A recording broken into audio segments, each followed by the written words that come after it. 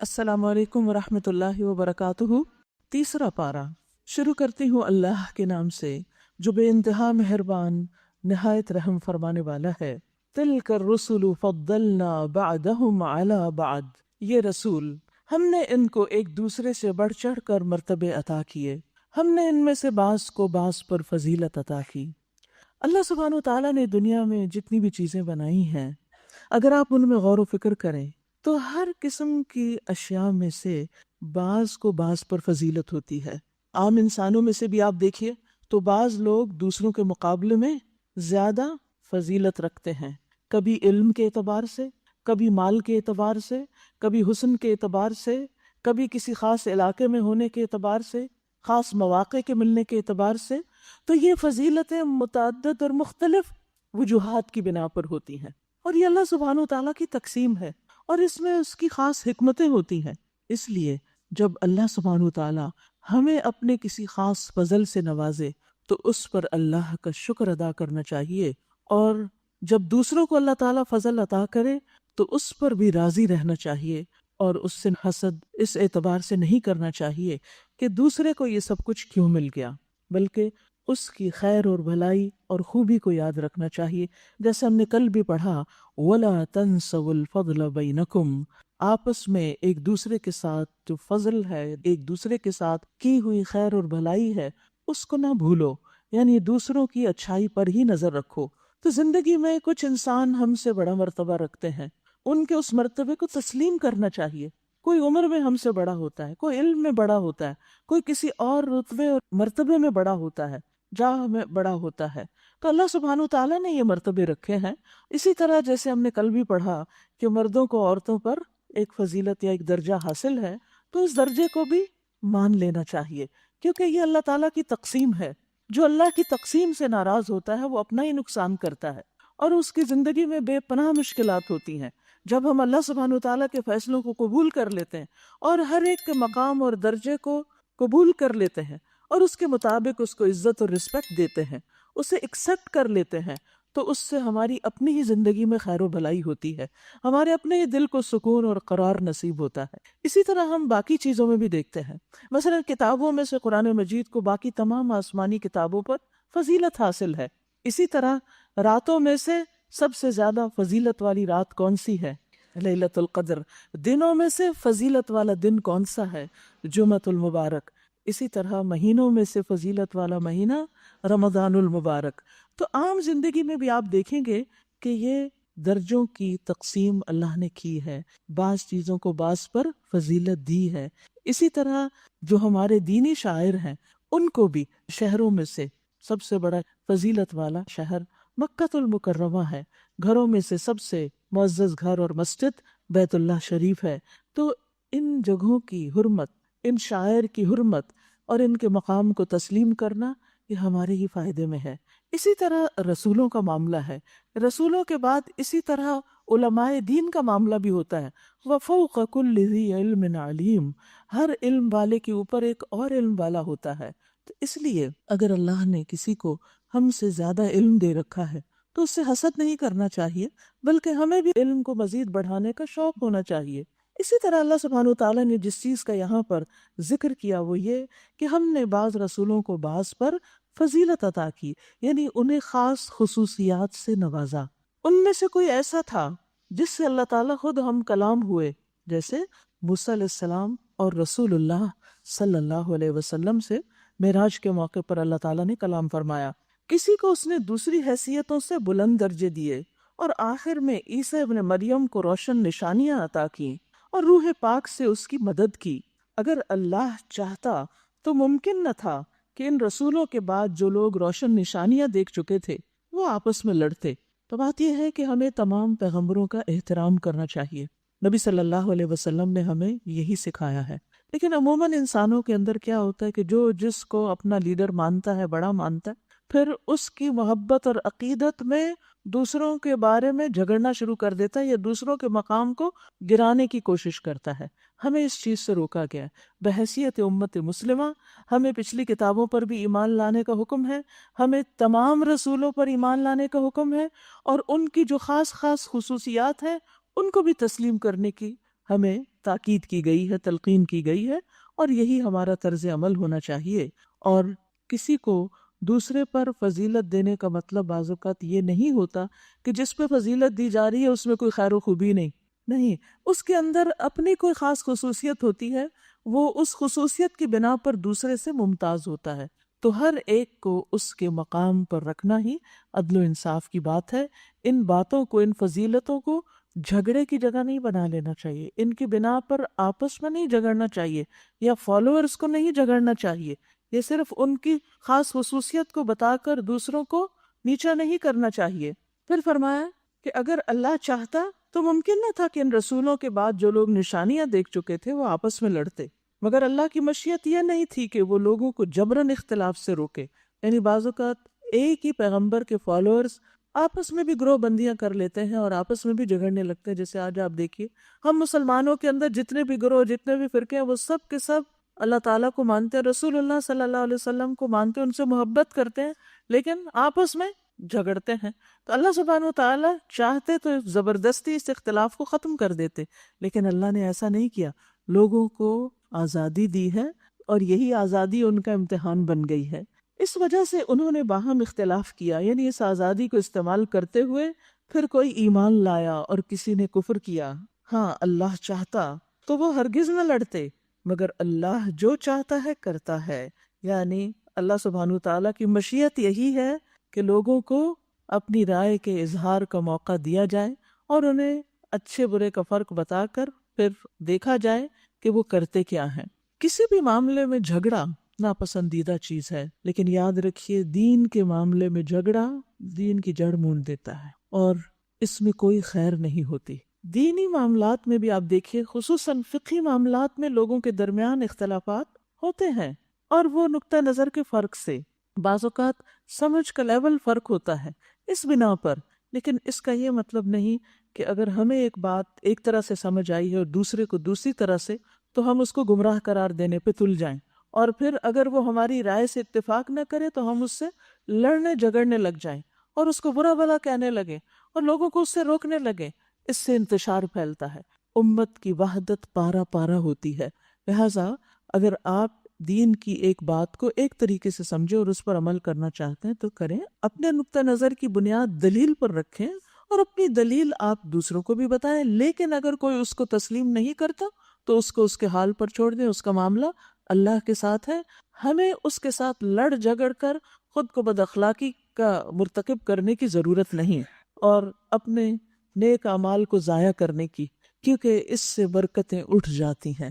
جب آپس کے اختلافات اور لڑائی جھگڑے اور نفرتیں اور بغض جہاں پر بھی پایا جاتا ہے، خواہ وہ دین کے نام پر ہی کیوں نہ ہو، وہاں سے پھر برکتیں اور رحمتیں ختم ہو جاتی ہیں، اور دین جس مقصد کے لیے آیا ہے وہ مقصد فوت ہو جاتا ہے۔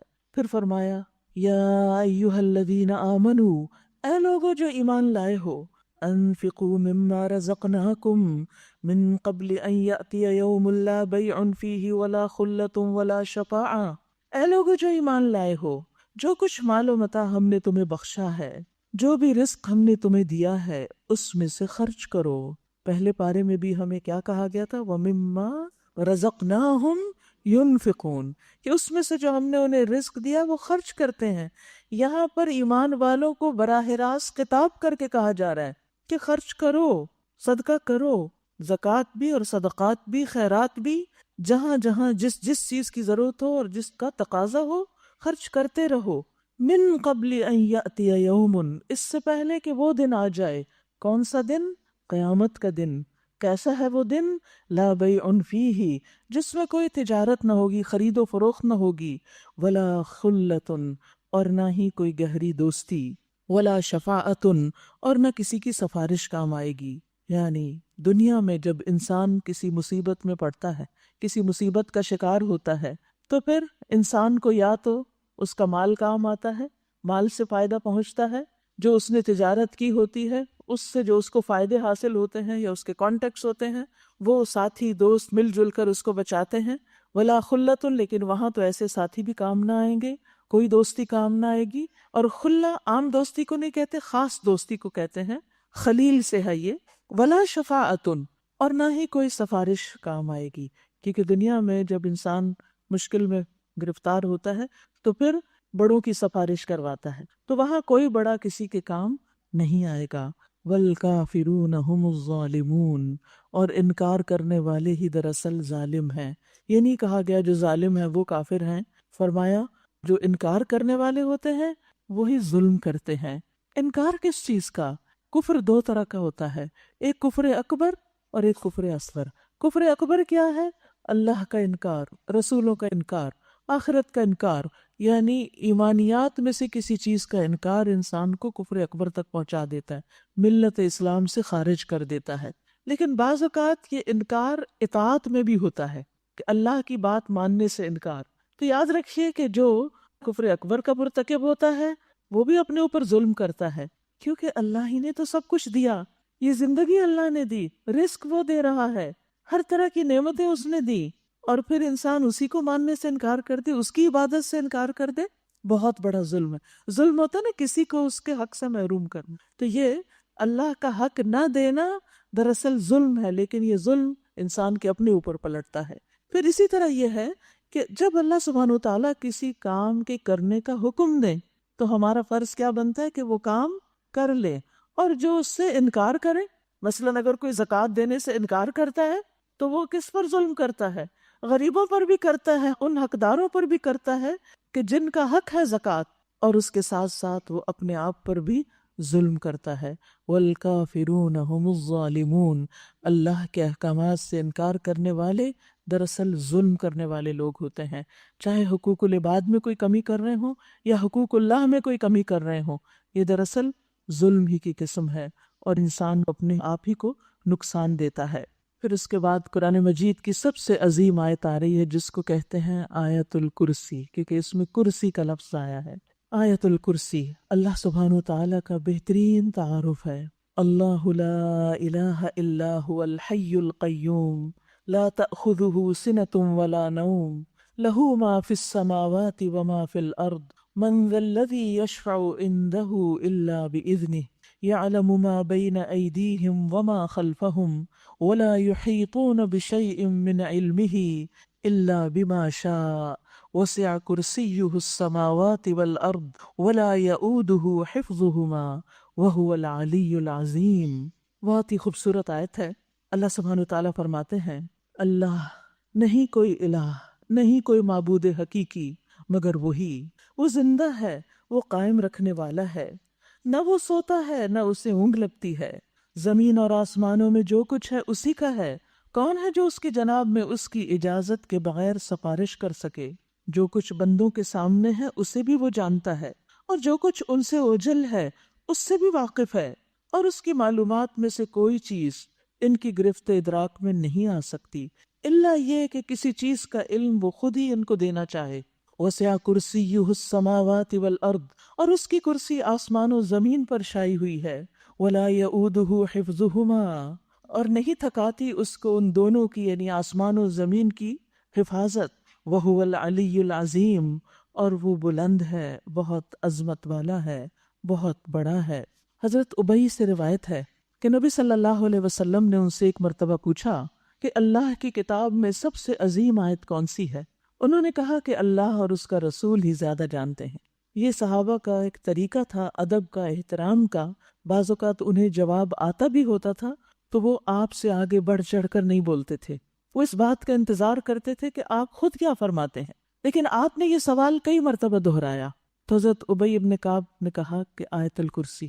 آپ صلی اللہ علیہ وسلم نے یہ سن کے فرمایا ابو المنذر ان کی کنیت ہے، تمہیں علم مبارک ہو، اس ذات کی قسم جس کے ہاتھ میں میری جان ہے، عرش کے پائے کے پاس یہ اللہ بادشاہ کی پاکیزگی بیان کرتی ہوگی، اور اس کی ایک زبان اور دو ہونٹ ہوں گے، یعنی قیامت کے دن اس کو ایک شکل دی جائے گی۔ تو یہ آیت قرآن مجید کی عظیم ترین آیت ہے۔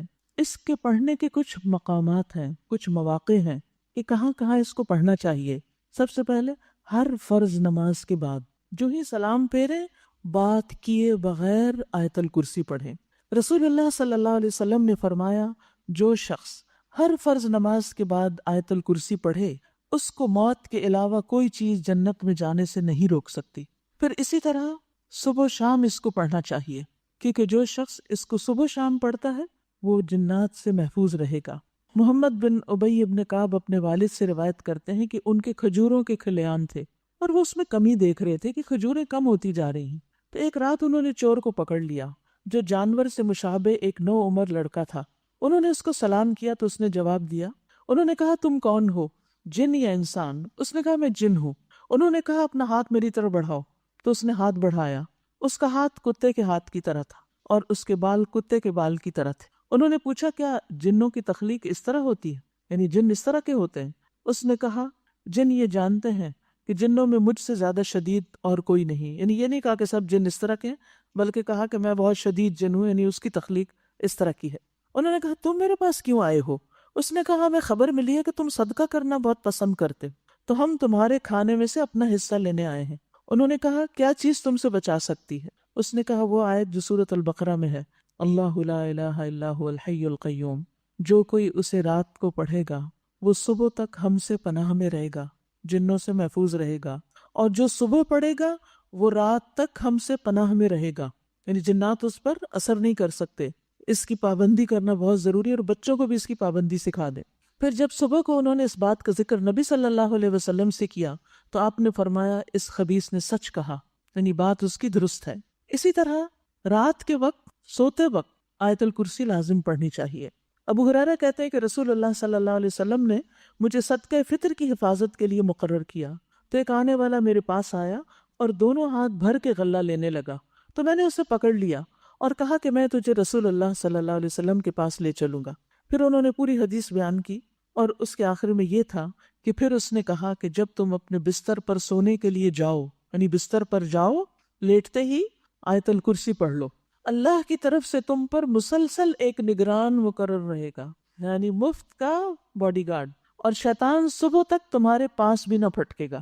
اس پر نبی صلی اللہ علیہ وسلم نے فرمایا ہے تو وہ جھوٹا مگر یہ بات اس نے سچ کہی ہے کہ بات ایسے ہی ہے۔ لہٰذا ہر فرض نماز کے بعد، صبح و شام، اور رات کو سوتے وقت، اور اس کے علاوہ جب آپ چاہیں پڑھیں، تو یہ آیت جو ہے اس کے پڑھنے کے فوائد بھی ہیں کہ یہ حفاظت کے لیے ہے۔ اس آیت کو آیت الکرسی کہا جاتا ہے۔ کرسی کیا ہے؟ ابن عباس کہتے ہیں کہ کرسی پاؤں کی جگہ ہے، یعنی فٹ سٹول، اور عرش کی اصل مقدار کا کوئی بھی اندازہ نہیں لگا سکتا کہ اللہ کا عرش کتنا بڑا ہے۔ ابو ذر کہتے ہیں کہ میں مسجد حرام میں داخل ہوا اور رسول اللہ صلی اللہ علیہ وسلم کو اکیلے دیکھ کر آپ کے پاس آ کر بیٹھ گیا۔ میں نے کہا یا رسول اللہ، آپ پر نازل ہونے والی کون سی آیت افضل ہے؟ آپ نے فرمایا آیت الکرسی۔ پھر فرمایا کہ کرسی کے مقابلے میں 7 آسمان اس طرح ہیں جیسے بیابان زمین میں کوئی چھلا پڑا ہو، چھوٹا سا رنگ ہو، بہت بڑے وسیع میدان میں ایک چھوٹا سا رنگ۔ تو کرسی کے مقابلے میں یہ 7 آسمان کیا ہے؟ چھوٹا سا رنگ۔ یعنی آپ دیکھیں نا گیلیکسیز کی جو موومنٹ ہوتی ہے وہ یوں لگتا ہے جیسے ایک رنگ بن گیا ہو۔ تو آپ دیکھیے کہ ملینز اینڈ ٹریلینز تو گیلیکسیز ہی ہیں، اور یہ صرف نون اسکائی جو ہے ہمارا، اس سے نیچے نیچے یہ سب کچھ ہے۔ باقی ایک آسمان سے دوسرے آسمان کے پیچھے کیسی کیسی مخلوق ہے، کیا کچھ ہے، وہ تو اللہ ہی جانتا ہے۔ لیکن یہ سب مل کر بھی اس کرسی کے سامنے بس ایسے ہی ہے جیسے، یعنی وسع کرسی السماوات والارض، کی اس کرسی نے آسمانوں زمین کو گھیر رکھا ہے، اور آسمان زمین اس کے سامنے بالکل ایک چھوٹی سی چیز ہے۔ وہ کرسی کتنی بڑی ہوگی؟ اور پھر عرش کے مقابلے میں کرسی اسی طرح بہت چھوٹی ہے، تو وہ عرش کتنا بڑا ہوگا، اور اس عرش کا رب کتنا بڑا ہے، اس کی عظمت کا تو آپ اندازہ ہی نہیں کر سکتے۔ تو اس میں اللہ سبحانہ وتعالیٰ کی سب سے پہلے الہ ہونے کی بات ہے کہ وہی معبود ہے، پھر وہ زندہ ہے ہمیشہ سے اور ہمیشہ زندہ رہے گا، القیوم، ہر چیز کو قائم رکھنے والا، اس کی حفاظت کرنے والا، اس کو چلانے والا۔ اس کو نیند نہیں آتی، وہ سوتا نہیں، نیند تو دور کی بات، اونگ بھی نہیں لگتی، وہ ہر چیز کا مالک ہے، سبحان اللہ، لہو ما فی السماوات و ما فی الارض، ہر چیز اس کے ہاتھ میں ہے، اس کے کنٹرول میں، اس کی ملکیت میں۔ لہٰذا آپ کو کچھ بھی چاہیے تو کس سے مانگے؟ جس کے پاس سارے خزانوں کی کنجیاں ہیں۔ لیکن ہم انسانوں سے امید زیادہ رکھتے ہیں اور اصل مالک کی طرف کم ہی رجوع کرتے ہیں۔ جب بھی اللہ سے کچھ مانگے تو یہ کہہ کے مانگے کہ اللہ آپ تو اس کے مالک ہیں، یہ تو آپ ہی کی چیز ہے، اور آپ جو چاہیں کر بھی سکتے ہیں، تو میں آپ سے اس کا سوال کرتی، آپ کے لیے دینا کچھ مشکل نہیں، اور اصرار سے مانگے یہ نہیں کہ ہاں بس ایک خواہش ہے کچھ مانگ لے اور پھر اس کے بعد بس ایک آدھ دفعہ مانگ کے پھر بھول جائیں. نہیں، لہو ما فی السماوات و ما فی الارض، کوئی ایک چیز بھی اس کے اختیار سے، اس کی قدرت اور ملکیت سے باہر نہیں.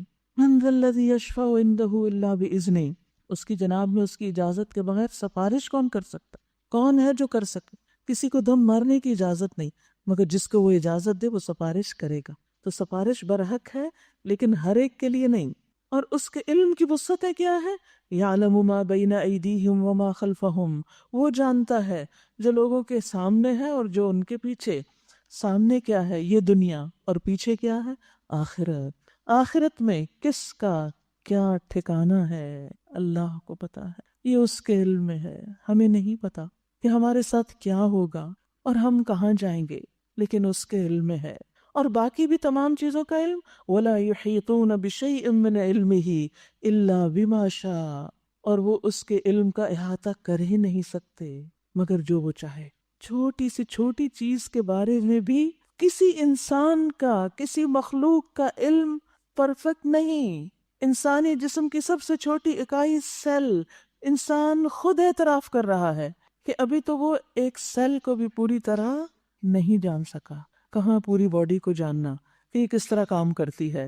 آج تک جتنی بھی ریسرچز ہو چکی ہیں، جتنا بھی انسان نے علم حاصل کیا ہے، وہ اللہ کے علم کے مقابلے میں بہت چھوٹا اور بہت کم ہے.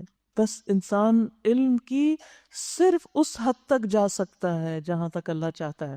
تو علم بھی اللہ کے ہاتھ میں ہے، لہٰذا وہ بھی اسی سے مانگنا چاہیے، رب زدنی علما، کہ اللہ میرے علم کو زیادہ کر دے، کیونکہ علم اس کا ہے، علم وہ دیتا ہے.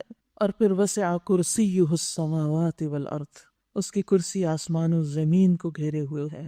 ولا یؤودہ حفظہما، اور آسمان و زمین کی حفاظت اس کو تھکاتی نہیں. وہو العلی العظیم، اور وہ بہت بلند ہے. العلی علو سے ہے، یعنی علو ذات بھی ہے، وہ عرش پر ہے، ساری مخلوقات سے اوپر.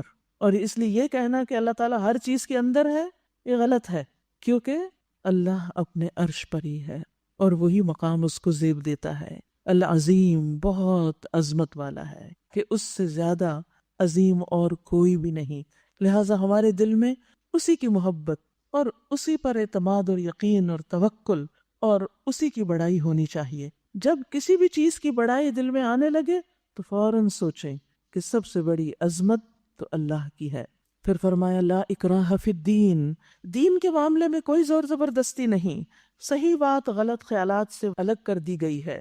قد تبین الرشد من الغی، اب جو کوئی طاغوت کا انکار کر کے اللہ پر ایمان لے آیا، اس نے ایک ایسا مضبوط سہارا تھام لیا. یاد رکھیے، اللہ پر ایمان لانے والا بے سہارا نہیں ہوتا، اس کا سہارا اللہ ہوتا ہے، ایسا سہارا جو کبھی ٹوٹنے والا نہیں. دیکھیے، اللہ کے سوا جتنے سہارے ہیں سب عارضی ہیں، سب فانی ہیں، سب ساتھ چھوڑ دینے والے ہیں. لیکن جو اللہ پر ایمان لے آتا ہے وہ ایسا کڑا تھامتا ہے جو کبھی نہیں ٹوٹے گا، وہ سہارا کبھی بھی ختم نہیں ہوگا. اور اللہ جس کا سہارا اس نے لیا سب کچھ سننے اور جاننے والا ہے. اللہ ولی الذین آمنوا، ایسے ایمان لانے والوں کا اللہ دوست ہوتا ہے، اللہ ان کا ولی ہوتا ہے، ان کا ناصر و مددگار ہوتا ہے، ان سے محبت کرتا ہے، ان کے معاملات کو درست کر دیتا ہے، ان کے معاملات کی ذمہ داری اٹھاتا ہے. وہ ان کو اپنے علاوہ کسی اور کے حوالے نہیں کرتا، وہ ان کی ہدایت کا ذمہ دار ہوتا ہے، ان کے تمام کاموں کا. اللہ ولی الذین آمنوا، یہ ایمان کے فائدے ہیں، یہ ایمان کے ثمرات ہیں. اور سب سے بڑا فائدہ کیا ہے اللہ کی دوستی کا؟ یخرجہم من الظلمات الی النور، وہ انہیں اندھیروں سے روشنی کی طرف نکال لاتا ہے، اندھیروں سے روشنی کی طرف، یعنی ان کو ہدایت عطا کرتا ہے. اور اس سے بڑی فائدے کی چیز کیا ہو سکتی ہے؟ اندھیرے انسان کے لیے غم اور پریشانی کا باعث ہوتے ہیں، لیکن اللہ سبحانہ وتعالیٰ سے جو دوستی کر لیتا ہے اسے ہر معاملے میں رہنمائی مل جاتی ہے، اس کے لیے آسانی ہو جاتی ہے کہ مجھے کس طرف کو جانا ہے، اس کو روشنی نصیب ہو جاتی ہے. والذین کفروا اولیاؤہم الطاغوت، اور وہ لوگ جو کفر کی راہ اختیار کرتے ہیں ان کے حامی و مددگار طاغوت ہیں، وہ طاغوت انہیں روشنی سے تاریکیوں کی طرف کھینچ لے جاتے ہیں، یہ آگ میں جانے والے ہیں. اولئک اصحاب النار ہم فیہا خالدون، تو یہ اندھیروں میں رہنے والے، ان کا انجام کیا ہوگا؟ یہ آگ کے ساتھی ہیں جہاں وہ ہمیشہ رہیں گے۔ پھر اس کے بعد اللہ سبحانہ وتعالیٰ کچھ مثالوں سے یہ بات سمجھاتے ہیں کہ اللہ اپنے دوستوں کو کیسے ہدایت دیتا ہے، اور جو لوگ اندھیروں میں ہوتے ہیں وہ کس طرح ہدایت سے محروم رہتے ہیں۔ تو پہلی مثال، الم تر الی الذی حاج ابراہیم فی ربہ، کیا تم نے اس شخص کے حال پر غور نہیں کیا جس نے ابراہیم سے جھگڑا کیا؟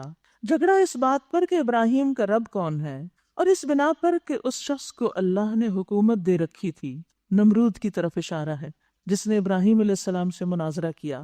جب ابراہیم علیہ السلام نے کہا کہ میرا رب وہ ہے جس کے اختیار میں زندگی اور موت ہے، تو اس نے جواب دیا زندگی اور موت میرے اختیار میں ہے۔ یعنی نمرود اپنے آپ کو کیا سمجھتا تھا؟ خدا سمجھتا تھا، اور سمجھتا تھا کہ ہر چیز کا مالک میں ہوں۔ ابراہیم علیہ السلام نے مزید بحث نہیں کی، انہوں نے بات کا رخ پھیر دیا، کہا اچھا اللہ سورج کو مشرق سے نکالتا ہے، تو ذرا اسے مغرب سے نکال لا۔ یعنی اگر تم سمجھتے ہو کہ سارے اختیارات تمہارے ہاتھ میں ہیں تو پھر ذرا یہ تبدیلی کر کے دکھاؤ۔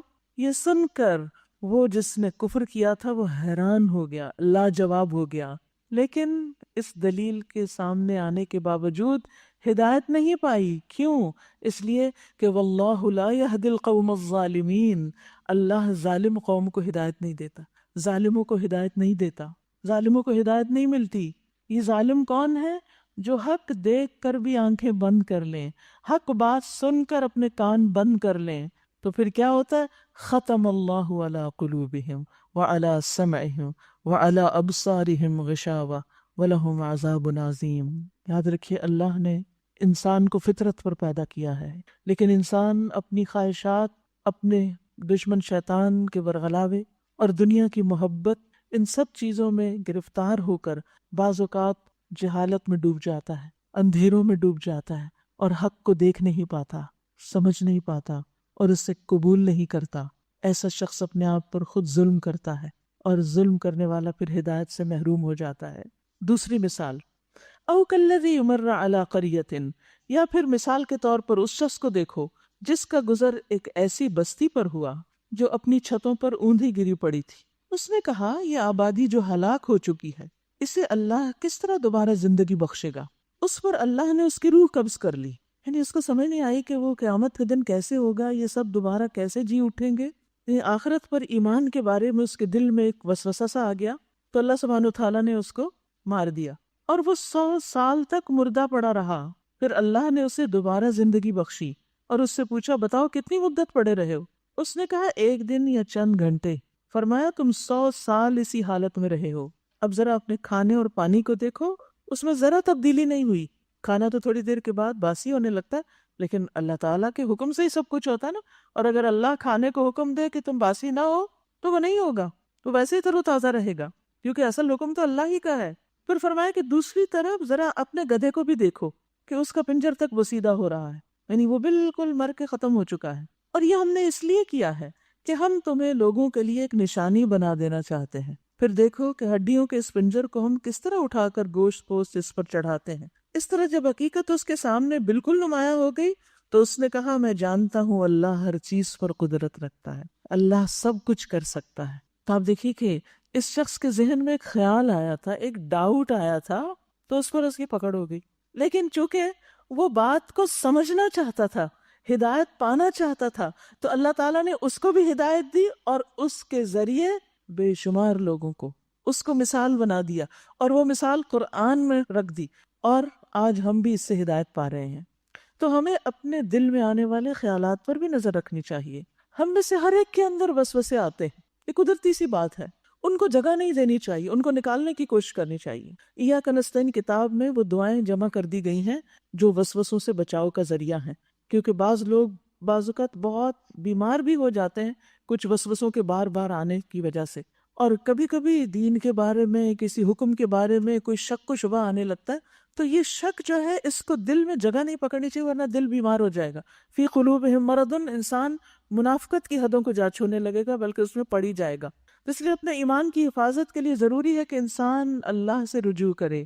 تو اللہ ولی الذین آمنوا، وسوسہ آئے تو انسان کہے رضیت باللہ ربا، میں اللہ پر ایمان رکھتی ہوں، میں آخرت پر ایمان رکھتی ہوں، میں دوبارہ جی اٹھنے پر ایمان رکھتی ہوں. جس چیز کے بارے میں شک ہے اس کے اپوزٹ جا کر اپنے ایمان کا خوب تکرار کرے، اپنی زبان سے بول کر کہیں کہ میں ایمان رکھتی ہوں، مجھے شک نہیں، لیکن اے اللہ تو میرے اس شک کو دور کر دے. تو پھر اللہ ہاتھ پکڑ لیتا ہے. اللہ ولی الذین آمنوا، اللہ ایمان کو اور پختہ کر دیتا ہے. وسوسوں کے بعد جو ایمان ملتا ہے وہ کہیں زیادہ پختہ ہوتا ہے، وہ پھر بہترین یقین کے ساتھ انسان کو نصیب ہوتا ہے. نمرود کو ہدایت نہیں ملی لیکن اس شخص کو ہدایت مل گئی. اس نے کیا کہا؟ ان اللہ علی کل شیء قدیر. اللہ کے لیے کیا مشکل ہے؟ یاد رکھیے بہت سے وسوسے ہمارے کس قسم کے ہوتے ہیں؟ یہ کیسے ہو سکتا ہے، وہ کیسے ہو سکتا ہے. صرف ہم نہیں، بچے بھی یہی پوچھتے ہیں، اور بعض اوقات انہی باتوں سے بحثیں شروع ہو جاتی ہیں. کیا اللہ تعالیٰ کوئی ایسی چیز بنا سکتا ہے جس کو وہ خود بھی نہ اٹھا سکے؟ نعوذ باللہ. اس قسم کی باتیں اور سوال کرنے لگتے ہیں لوگ. ان اللہ علی کل شیء قدیر، اس کا بس یہی جواب ہے، اللہ ہر چیز پہ قادر ہے، اللہ سب کچھ کر سکتا ہے. وَإِذْ قَالَ إِبْرَاهِيمُ رَبِّ أَرِنِي كَيْفَ تُحْيِي الْمَوْتَى. ایک اور درجہ آگے ابراہیم جو اللہ کے دوست ہیں وہ بھی اپنے رب سے ایک سوال کرتے ہیں، کیف تحیی الموتى، آپ مردوں کو زندہ کیسے کریں گے؟ اللہ تعالیٰ فرماتے قال اولم تؤمن، ابراہیم تمہیں ایمان نہیں، یقین نہیں؟ قال بلا، کہا بالکل ہے، ولکن لیطمئن قلبی، لیکن اس لیے سوال کر رہا ہوں کہ میرا دل مطمئن ہو جائے. تو یاد رکھیے سوال کی نوعیت میں فرق ہوتا ہے، ایک ہی سوال ہوتا ہے، نیت کے فرق سے، مقصد کے فرق سے بات مختلف ہو جاتی ہے. ایک شخص وہی سوال اعتراض کے انداز میں کرتا ہے، انکار کے طور پہ کرتا ہے، سوال ہوتا ہے مطلوب انکار ہوتا ہے، اور ایک شخص اطمینان قلب کے لیے کرتا ہے. تو جو شخص اطمینان قلب کے لیے کرتا ہے اللہ اس کو جواب دیتا ہے. آج اللہ تعالیٰ ہم سے ڈائریکٹ تو بات نہیں کرتا، لیکن یہ کتاب پڑھیں تو ہمیں بہت سے سوالوں کے جواب ملتے چلے جاتے ہیں. اور یہ بھی ایمان کے ساتھ ہے. جتنا ایمان مضبوط ہوگا اتنی ہی اللہ کی ولایت نصیب ہوگی، دوستی نصیب ہوگی، اللہ کی مدد حاصل ہوگی، اور ان سوالوں سے اور ان وسوسوں سے اور ان باتوں سے انسان اوپر اٹھ جائے گا. اور یہاں سے یہ بھی پتہ چلتا ہے کہ دین کے معاملے میں اطمینان قلب بھی ضروری ہے. تو بہت سے لوگ جو بعض اوقات کسی چیز کو نہیں جانتے وہ علماء سے آ کے سوال کرتے ہیں، تو سوال کرنے والے کے اندر بھی نیت یہ ہونی چاہیے کہ بات کو اور اچھی طرح وضاحت سے سمجھ لے، اور بتانے والے کو بھی صبر اور حوصلے سے جواب دینا چاہیے. قرآن مجید میں اللہ تعالیٰ نے نبی صلی اللہ علیہ وسلم کو حکم دیا وَأَمَّا السَّائِلَ فَلَا تَنْهَرْ، سوالی کو جھڑکے نہیں، ڈانٹے نہیں، اس سے ناراض نہیں ہو. جتنے بھی لوگ قرآن پڑھاتے ہیں، دنیا کی کوئی تعلیم دیتے، ان سب کو یہ بات کہوں گی کہ کبھی بھی سوالی کا مذاق نہ اڑائیں، کبھی اس کو حقیر نہ سمجھے، کبھی اس سے ناراض نہ ہو، اس سے اپسٹ نہ ہو. ٹھیک ہے انسان ہے، بعض اوقات لوگ بلا وجہ کی جرا شروع کر دیتے ہیں، غصہ بھی آ جاتا ہے. صبر پھر کس چیز کا نام ہے اگر آپ نے اس کو کنٹرول نہ کیا؟ کیونکہ اگر ایک شخص علم نہیں رکھتا اور وہ جاننا چاہتا ہے تو آپ اگر علم رکھتے ہیں تو آپ کا فرض ہے کہ اس کی تسلی کرائیں جتنا آپ کو علم ہے. اور باقی کے معاملے میں کیا کہیں گے؟ واللہ اعلم بالصواب، واللہ اعلم، اللہ کو زیادہ پتا ہے، مجھے تو بس اتنا ہی پتا ہے. اور اگر نہیں پتا تو کھلے دل سے کیا کہیں گے؟ لا ادری، مجھے تو نہیں پتا، میں نہیں جانتا. تو اللہ سبحانہ وتعالیٰ نے ان کے اطمینان کے لیے کیا کیا؟ قال فخذ اربعۃ من الطیر، فرمایا تم 4 پرندے لے لو اور ان کو اپنے سے مانوس کر لو، پھر ان کا ایک ایک جز ایک ایک پہاڑ پر رکھ دو، یعنی ان کو ذبح کرو، ان کا گوشت مکس کر کے الگ الگ پہاڑوں کی چوٹیوں پہ رکھو، پھر ان کو پکارو، وہ تیرے پاس دوڑے چلے آئیں گے. خوب جان لو وَعْلَمْ أَنَّ اللَّهَ عَزِيزٌ حَكِيمٌ، جان لو کہ اللہ زبردست ہے، غالب ہے، حکمت والا ہے، وہ سب کچھ کر سکتا ہے، اس کے لیے کچھ بھی مشکل نہیں. اور یہ بھی یاد رکھیے کہ پیغمبروں کا معاملہ عام انسانوں سے مختلف بھی ہوتا ہے. ان کو اللہ سبحانہ وتعالیٰ کچھ چیزوں کا براہ راست مشاہدہ کرواتے ہیں تاکہ ان کے علم یقینی میں خوب پختگی آ جائے، کیونکہ وہ لوگوں کو ہدایت دینے والے ہو. جو شخص کسی کی رہنمائی کر رہا ہو اگر وہ خود ڈاؤٹ فل ہو تو وہ کیسے رہنمائی کرے گا؟ مثلاً آپ جا رہے ہیں کسی سڑک پر اور کوئی آپ سے راستہ پوچھتا ہے کہ مارکیٹ کا راستہ کون سا ہے، اور آپ کو خود بھی نہیں پتا اور آپ بتانے کھڑے ہو جائیں گے تو کیا ہوگا؟ اس کو بھٹکا دیں گے. تو اسی لیے کہنا چاہیے لا ادری، مجھے معلوم نہیں. یہ نہیں سوچنا چاہیے کہ کیا کہے گا، اس کو یہ بھی نہیں پتا. کوئی بات نہیں، وہ کہہ کے سوچ کے چلا جائے گا، تھوڑی دیر کے بعد بھول جائے گا. لیکن ہم کسی جھوٹ کا ارتکاب تو نہیں کریں گے، کوئی غلط بیانی تو نہیں کریں گے. اور ہمارے دل پہ کوئی بوجھ تو نہیں رہ جائے گا. جب ہم کوئی غلط بات کسی سے کرتے ہیں تو یاد رکھیے جھوٹی بات کا بوجھ لازماً دل پہ پڑتا ہے. سیاہ نکتہ لگتا ہے، آپ اس سے بچ نہیں سکتے، وہ دل بوجھل ہوتا ہے. چاہے عام گفتگو میں آپ غلط بیانی کر جائیں، مبالغہ آرائی کریں، اس کے بعد دل خوش نہیں ہو سکتا. اور جس کا دل جتنا چمکتا ہے اس کو اس سیاہ نکتے کا اتنا ہی زیادہ احساس ہوتا ہے، وہ اور زیادہ کلیئرلی نظر آ رہا ہوتا ہے، حتیٰ کہ توبہ کر کر کے وہ اللہ سے درخواست کرتا ہے کہ اس کو مٹا دے اور دل پھر سے پورا روشن ہو جائے. تو بہرحال ان 3 واقعات سے پتہ چلتا ہے کہ اللہ کس کو ہدایت دیتا ہے اور کس کو ہدایت نہیں دیتا. بہت سے لوگ کہتے ہیں نا اللہ چاہے تو ہمیں بھی ہدایت مل جائے، وہی نہیں چاہتا، چاہتے ہم خود نہیں، اور الزام نعوذ باللہ اللہ سبحانہ تعالیٰ پہ رکھ دیتے ہیں. کسی بھی معاملے میں، دین کے کسی بھی حکم کے بارے میں اگر سمجھ میں نہیں آتی بات تو اللہ سے دعا کریں، سمجھنے کی کوشش کریں، سنجیدگی سے سوال کریں، ریسرچ کریں، ایک دم اس کا انکار نہیں کریں، بحث میں نہیں پڑیں. اللہ سبحانہ تعالیٰ راستے واضح کر دے گا اور اپنی رضا سے نوازے گا. دنیا میں بھی اطمینان قلب نصیب ہوگا. ابراہیم علیہ السلام نے کیا چاہا تھا؟ اطمینان قلب. دین کا علم، سوالوں کے صحیح جوابوں کا مل جانا انسان کے اطمینان قلب میں اضافہ کرتا ہے. لہٰذا اس علم کا حریص ہونا چاہیے انسان کو. پھر آگے کی کچھ آیات اب مال خرچ کرنے کے بارے میں ہیں. پارے کے شروع میں انفاق کی بات ہوئی، اب اس کو مزید واضح کیا جا رہا ہے. مثل الذین ينفقون اموالهم فی سبیل اللہ، جو لوگ اپنے مال اللہ کی راہ میں خرچ کرتے ہیں ان کے خرچ کی مثال ایسی ہے جیسے ایک دانہ بویا جائے اور اس سے 7 بالیاں نکلیں اور ہر بالی میں 100 دانے ہوں، تو ایک دانہ کتنا ہو گیا؟ ملٹیپلائی بائی 700، 700 بن گیا. ان لوگوں کی مثال جو اللہ کی راہ میں مال خرچ کرتے ہیں. فی سبیل اللہ، فی سبیل اللہ کیا ہوتا ہے؟ دین کے راستے میں خرچ کرنا، اللہ کے دین کو ترقی دینے کے لیے، اس کو آگے بڑھانے کے لیے. تو ایسا شخص جو اللہ کے راستے میں مال خرچ کرتا ہے اس کو ایک کا 10 گنا نہیں 700 گنا تک اجر ملتا ہے، اور یہ اس سے بھی زیادہ ہو سکتا ہے. اور اللہ جس کو چاہتا ہے، یعنی جس کے عمل کو چاہتا ہے اور بڑھا دیتا ہے، اس کے اجر و ثواب کو اور بڑھا دیتا ہے. واللہ یضاعف لمن یشاء. اور یہ کس طرح بڑھتا ہے؟ ہم سب چاہتے ہیں کہ کہیں بھی ہم مال انویسٹ کریں تو ہمیں زیادہ سے زیادہ پروفٹ ملے. دنیاوی اعتبار سے ہم یہی چاہتے ہیں نا، آخرت کے اعتبار سے بھی یہی ہماری سوچ ہونی چاہیے کہ ہم نے خرچ تو کیا ہے، ہم اللہ سے زیادہ بڑا اجر چاہتے ہیں. اور زیادہ بڑا اجر کیسے ملتا ہے؟ خرچ کرنے والے کے حال پر مبنی ہوتا ہے، اس کے اخلاص اور اس کے صدقہ کرنے کے مطابق، اس کی مقدار کے بھی مطابق. زیادہ کرو گے تو زیادہ اجر ملے گا، اخلاص زیادہ ہوگا تو اجر زیادہ ملے گا. پھر اسی طرح مال کس طرح کا آپ خرچ کر رہے ہیں، اگر وہ حلال ہے تو زیادہ اجر ملے گا، مشکوک ہے تو جتنا حلال کا ہوگا اس کا اجر ملے گا، باقی ریجیکٹ کر دیا جائے گا. حرام ہے تو فائدے کی بجائے الٹا گناہ بھی ہو سکتا ہے. اور پھر موقع محل کے مطابق کہ کہاں کس چیز کی کتنی ضرورت ہے. مثلاً ایک شخص بھوکا ہے اور آپ اسے کہتے ہیں یہ کپڑا لے لو مجھ سے، ٹھیک ہے، آپ اس کو ایک جوڑا دے رہے ہیں، اس کا بھی ثواب ملے گا، لیکن اگر آپ اس وقت اس کو کھانا کھلاتے تو کہیں زیادہ اجر و ثواب پاتے. پھر آپ دیکھیے کہ ایک عام لوگوں کو کھانا کھلانا ہے اور ایک شدید بھوکے انسان کو کھانا کھلانا ہے. ایک اس کو کھانا کھلانا ہے جو ہمیں بھی کھلاتا ہے، اور ایک اس کو کھانا کھلانا ہے جو ہمیں کھلا ہی نہیں سکتا. پھر اسی طرح ایک ہے اپنی جان پہچان والے کو دینا، اس کو دینا جس کو ہم پسند کرتے ہیں، اور ایک اس کو دینا جس کو ہم ناپسند کرتے ہیں، صرف اللہ کی خاطر دینا. اور اس کو دینا جس کو ہم جانتے ہی نہیں، ایک عام بھوکے کو دینا اور ایک اس شخص کو جو قحط زدہ ہے. تو ان سب مواقع کے فرق سے اجر و ثواب میں بھی فرق آ جاتا ہے، اور یہ سب اللہ کے اختیار میں ہے. واللہ یضاعف لمن یشاء.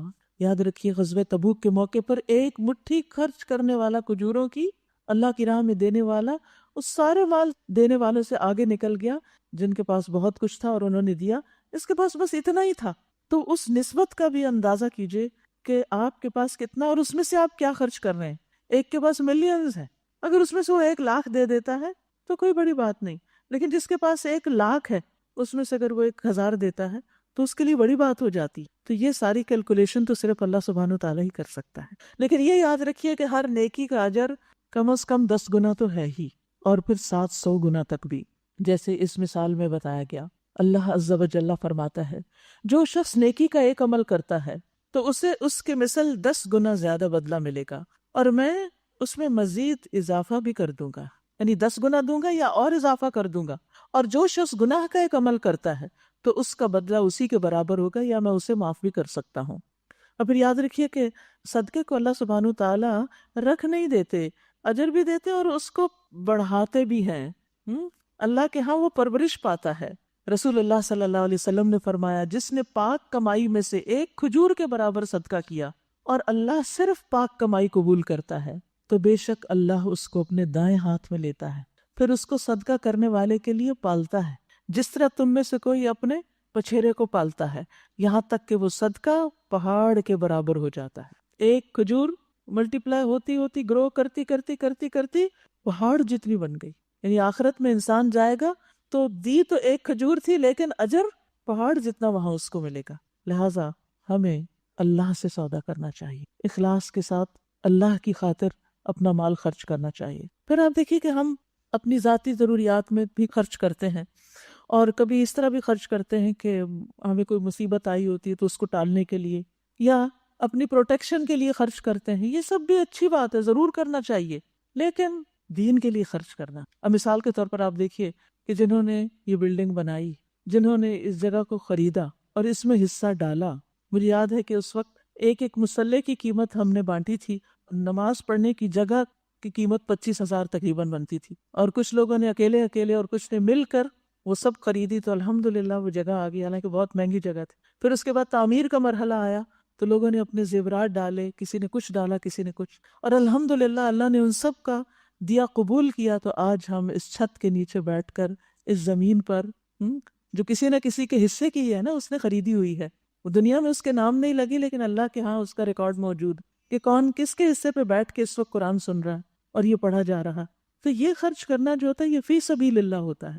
تو ہم اپنی زندگی میں بھی اور مرنے کے بعد بھی فی سبیل اللہ کچھ نہ کچھ وقف کرنے اور وصیت کرنے کا ضرور اہتمام کریں۔ زندگی کا تو کچھ پتہ نہیں، اپنا کچھ زیور یا کوئی پراپرٹی کا حصہ یا کوئی چیز کہ یہ ہم اللہ کے راستے میں، نیکی کے کاموں میں، صدقہ جاریہ کے کاموں میں وقف کرتے ہیں، تاکہ ہم مر بھی جائیں، دنیا سے چلے بھی جائیں تو اجر کا سلسلہ جاری رہے اور وہ گرو ہوتا رہے، کیونکہ اللہ کے ہاں تو گرو ہوتا ہے جب اخلاص کے ساتھ دیا جاتا ہے۔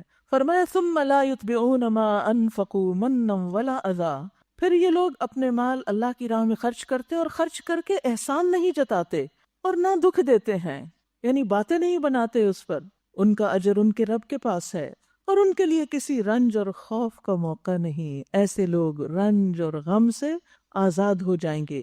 پھر اگر انسان خرچ کر کے دوسرے کو جتاتا رہتا ہے، ذلیل کرتا ہے، تو اس سے بہتر ہے کہ نہ کرے۔ فرمایا ایک میٹھا بول اور کسی ناگوار بات پر ذرا سی چشم پوشی اس خیرات سے بہتر ہے جس کے پیچھے دکھ ہو، یعنی دے کے آپ لوگوں کو ذلیل کریں اور تنگ کریں۔ اللہ بے نیاز ہے اور بردباری اس کی صفت ہے، یعنی اللہ کو تمہارے صدقات نہیں چاہیے۔ اے ایمان لانے والو، اپنے صدقات کو احسان جتا کر اور دکھ دے کر اس شخص کی طرح خاک میں نہ ملا دو جو اپنا مال محض لوگوں کے دکھانے کو خرچ کرتا ہے اور نہ اللہ پر ایمان رکھتا ہے اور نہ آخرت پر۔ یعنی کچھ لوگ صرف وہاں دیتے ہیں جہاں ان کی شہرت ہو، جہاں ان کا نام کسی تختی پر لکھا جائے، جہاں وہ لوگوں کو بتا سکیں کہ ہم نے یہاں اتنا اور اتنا خرچ کیا ہے۔ تو دکھاوا کرنا جو ہے وہ اجر کو برباد کر دیتا ہے۔ اس کے خرچ کی مثال ایسی ہے جیسے ایک چٹان تھی جس پر مٹی کی تہ جمی ہوئی تھی، اس پر جب زور کی بارش برسی تو ساری مٹی بہہ گئی اور صاف چٹان کی چٹان رہ گئی۔ یعنی جو وقتی طور پر اس کو ایک ایکسائٹمنٹ ہوئی تھی یا وقتی طور پر کسی کو اس مال سے فائدہ ہوا تھا، بس وہ اتنی ہی دیر کی بات تھی، اس کے نتیجے میں وہ گرو نہیں کیا۔ اس کا یہ خرچ کرنا اس کو آخرت میں کچھ بھی فائدہ نہیں دے گا، وہ دنیا میں ہی دھل کے صاف ہو گیا۔ ایسے لوگ اپنے نزدیک خیرات کر کے جو نیکی کماتے ہیں اس سے کچھ بھی ان کے ہاتھ نہیں آتا، اور اللہ کافروں کو سیدھی راہ نہیں دکھاتا۔ واللہ لا يهدي القوم الكافرین ومثل الذین ينفقون اموالهم ابتغاء مرضات اللہ، بخلاف اس کے جو لوگ اپنے مال محض اللہ کی رضا جوئی کے لیے دل کے پورے ثبات اور قرار کے ساتھ خرچ کرتے، انہیں کوئی شک نہیں ہوتا اور دل میں کوئی پشیمانی نہیں ہوتی خرچ کر کے، بلکہ خوشی خوشی خرچ کرتے ہیں، ان کے خرچ کی مثال ایسی ہے جیسے کسی بلند زمین پر سطح مرتفع پر ایک باغ ہو، اگر زور کی بارش ہو جائے تو دگنا پھل لائے، اور اگر زور کی بارش نہ بھی ہو تو ایک ہلکی پھوار ہی اس کے لیے کافی ہو جائے۔ تم جو کچھ کرتے ہو سب اللہ کی نظر میں ہے، اللہ دیکھ رہا ہے۔ تو یہاں بتا دیا گیا فرق دو لوگوں کا، جو دکھاوے کے لیے مال خرچ کرتا ہے اس کا انجام کیا ہے، اور وہ جو دل کے قرار کے ساتھ اخلاص کے ساتھ خرچ کرتا ہے اس کا انجام کیا ہے۔ اس کی چھوٹی سی کوشش بھی بہت بڑا نتیجہ پیدا کرے گی، بہت بڑے اجر و ثواب کا باعث ہوگی۔ تو یاد رکھیے، خاص زکوٰۃ ہو، خاص صدقات اور خیرات ہوں، دل کی خوشی کے ساتھ دیں، کیونکہ ابتغاء مرضات اللہ کیا ہے کہ جب وہ دیتے ہیں تو انہیں ایک تسکین ہوتی کہ میرے رب خوش ہوگا اس سے، انہیں اللہ کے وعدوں پہ یقین ہوتا ہے، ان کو یہ یقین ہوتا ہے کہ جو مال وہ دے رہے ہیں اللہ تعالیٰ انہیں اس سے کہیں زیادہ بہتر لوٹائے گا، دنیا میں بھی اس کا فائدہ ہوگا اور آخرت میں بھی ہوگا، اور پھر یہ یقین ان کو بہتر سے بہتر طریقے پر خرچ کرنے میں مدد دیتا ہے۔ نبی صلی اللہ علیہ وسلم نے فرمایا، اللہ کا تقوی اختیار کرو اور اپنی 5 نمازیں ادا کرو، 1 مہینے کے روزے رکھو اور دل کی خوشی سے اپنے مال کی زکوٰۃ ادا کرو، دل کی خوشی سے، اور اپنے امیر کی اطاعت کرو، تم اپنے رب کی جنت میں داخل ہو جاؤ گے۔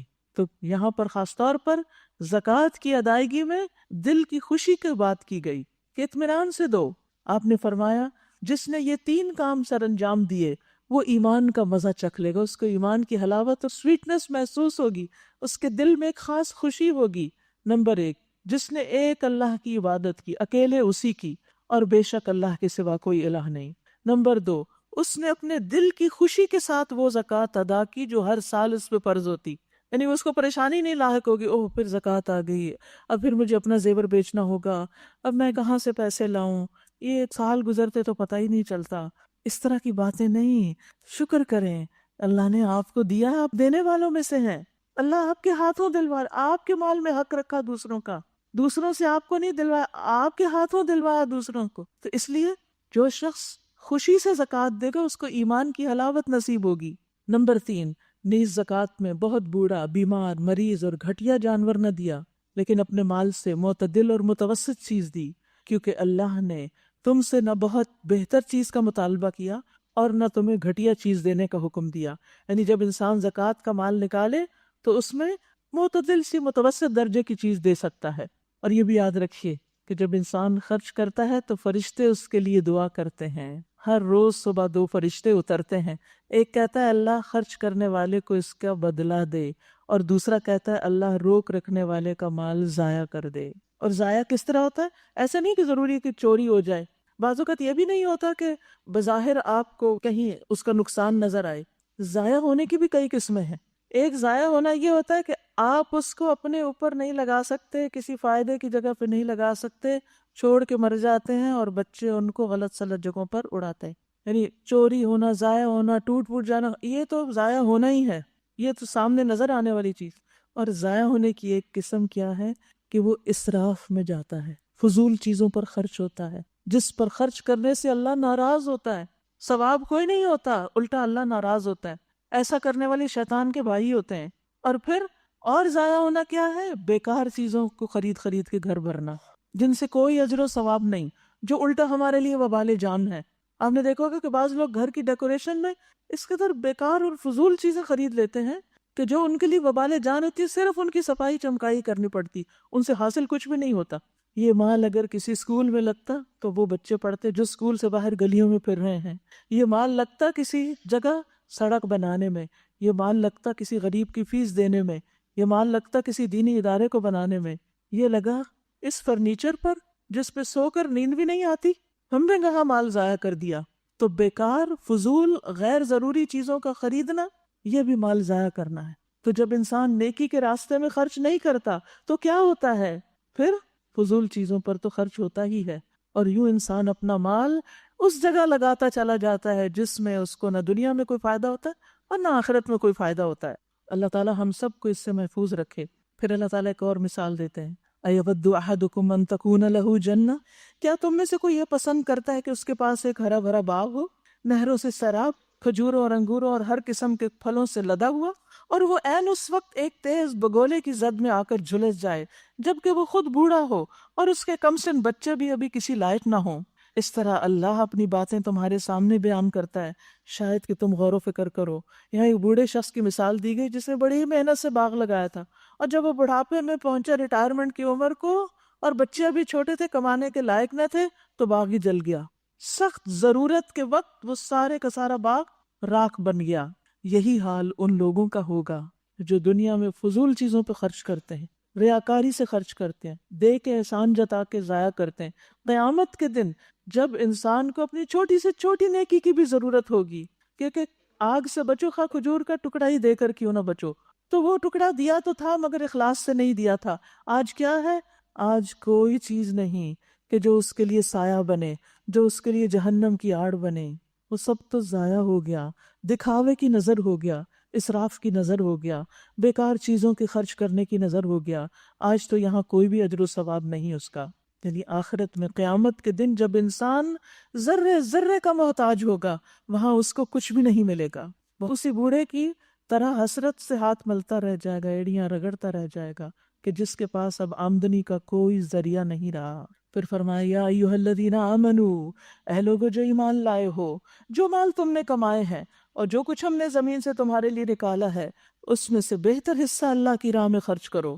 ایسا نہ ہو کہ اس کی راہ میں دینے کے لیے بری سے بری چیزیں چھانٹنے کی کوشش کرو، یعنی جو بالکل ردی، بیکار، کام نہ آنے والی، فضول، وہ جا کے چیریٹی میں دے دو۔ نو، حالانکہ وہی چیز اگر تمہیں کوئی دے تو تم ہرگز اسے لینا گوارا نہ کرو گے، الا یہ کہ اس کو قبول کرنے میں تم آنکھیں بند کر لو۔ تمہیں جان لینا چاہیے اللہ بے نیاز ہے۔ یاد رکھیے جب ہم کسی کو کچھ دیتے ہیں، وہ اس کو نہیں اللہ کو دے رہے ہوتے ہیں، کیونکہ اس کا اجر ہمیں اس نے دینا ہے۔ پھر سوچئے کیا دے رہے ہیں، کسی کو بھی دیتے ہوئے سوچئے کیا دے رہے ہیں، اس کے بدلے میں اللہ سے کیا چاہتے ہیں۔ کیونکہ عموماً ہم اپنی پسندیدہ ترین چیزیں سنبھال کے رکھ لیتے ہیں، اور جو فضول چیزیں ہوتی ہیں وہ نکال دیتے ہیں۔ یہ صدقہ ہے، یہ کل قیامت کے دن کام آئے گا۔ کیا کام آئے گا؟ یہ ردی بیکار چیزیں دیتے ہوئے سوچا کریں کیا دے رہے ہیں، کس طرح دے رہے ہیں۔ تمہیں جان لینا چاہیے کہ اللہ بے نیاز ہے اور بہترین صفات سے متصف ہے۔ شیطان تمہیں مفلسی سے ڈراتا ہے، شیطان نہیں کرنے دیتا خرچ۔ وہ کیا کہتا ہے؟ تم فقیر ہو جاؤ گے، غریب ہو جاؤ گے، اور شرمناک طرز عمل اختیار کرنے کی ترغیب دیتا ہے، فحشاء کا، یعنی اس طرح خرچ کرواتا ہے کہ انسان کو الٹا اس کی عزت کی بجائے بے عزتی ہو۔ کیونکہ بعض اوقات انسان اس طرح کے کسی غریب فقیر کو بھی دیتا ہے، اٹھا کے پھینک دیتا ہے، اور بعض اوقات اس کے سامنے انکار کر دے۔ تو ایک شرمناک رویہ ہے نا کہ آپ نے کسی کو اس طرح دیا، اس طرح اس کے ساتھ ڈیل کیا، اس کو حقیر سمجھ کر۔ مگر اللہ تمہیں اپنی بخشش اور فضل کی امید دلاتا ہے۔ اللہ بڑا فراخ دست اور دانا ہے۔ یؤتی الحکمت من یشاء ومن یؤت الحکمت فقد اوتی خیرا کثیرا وما یذکر الا اولو الالباب۔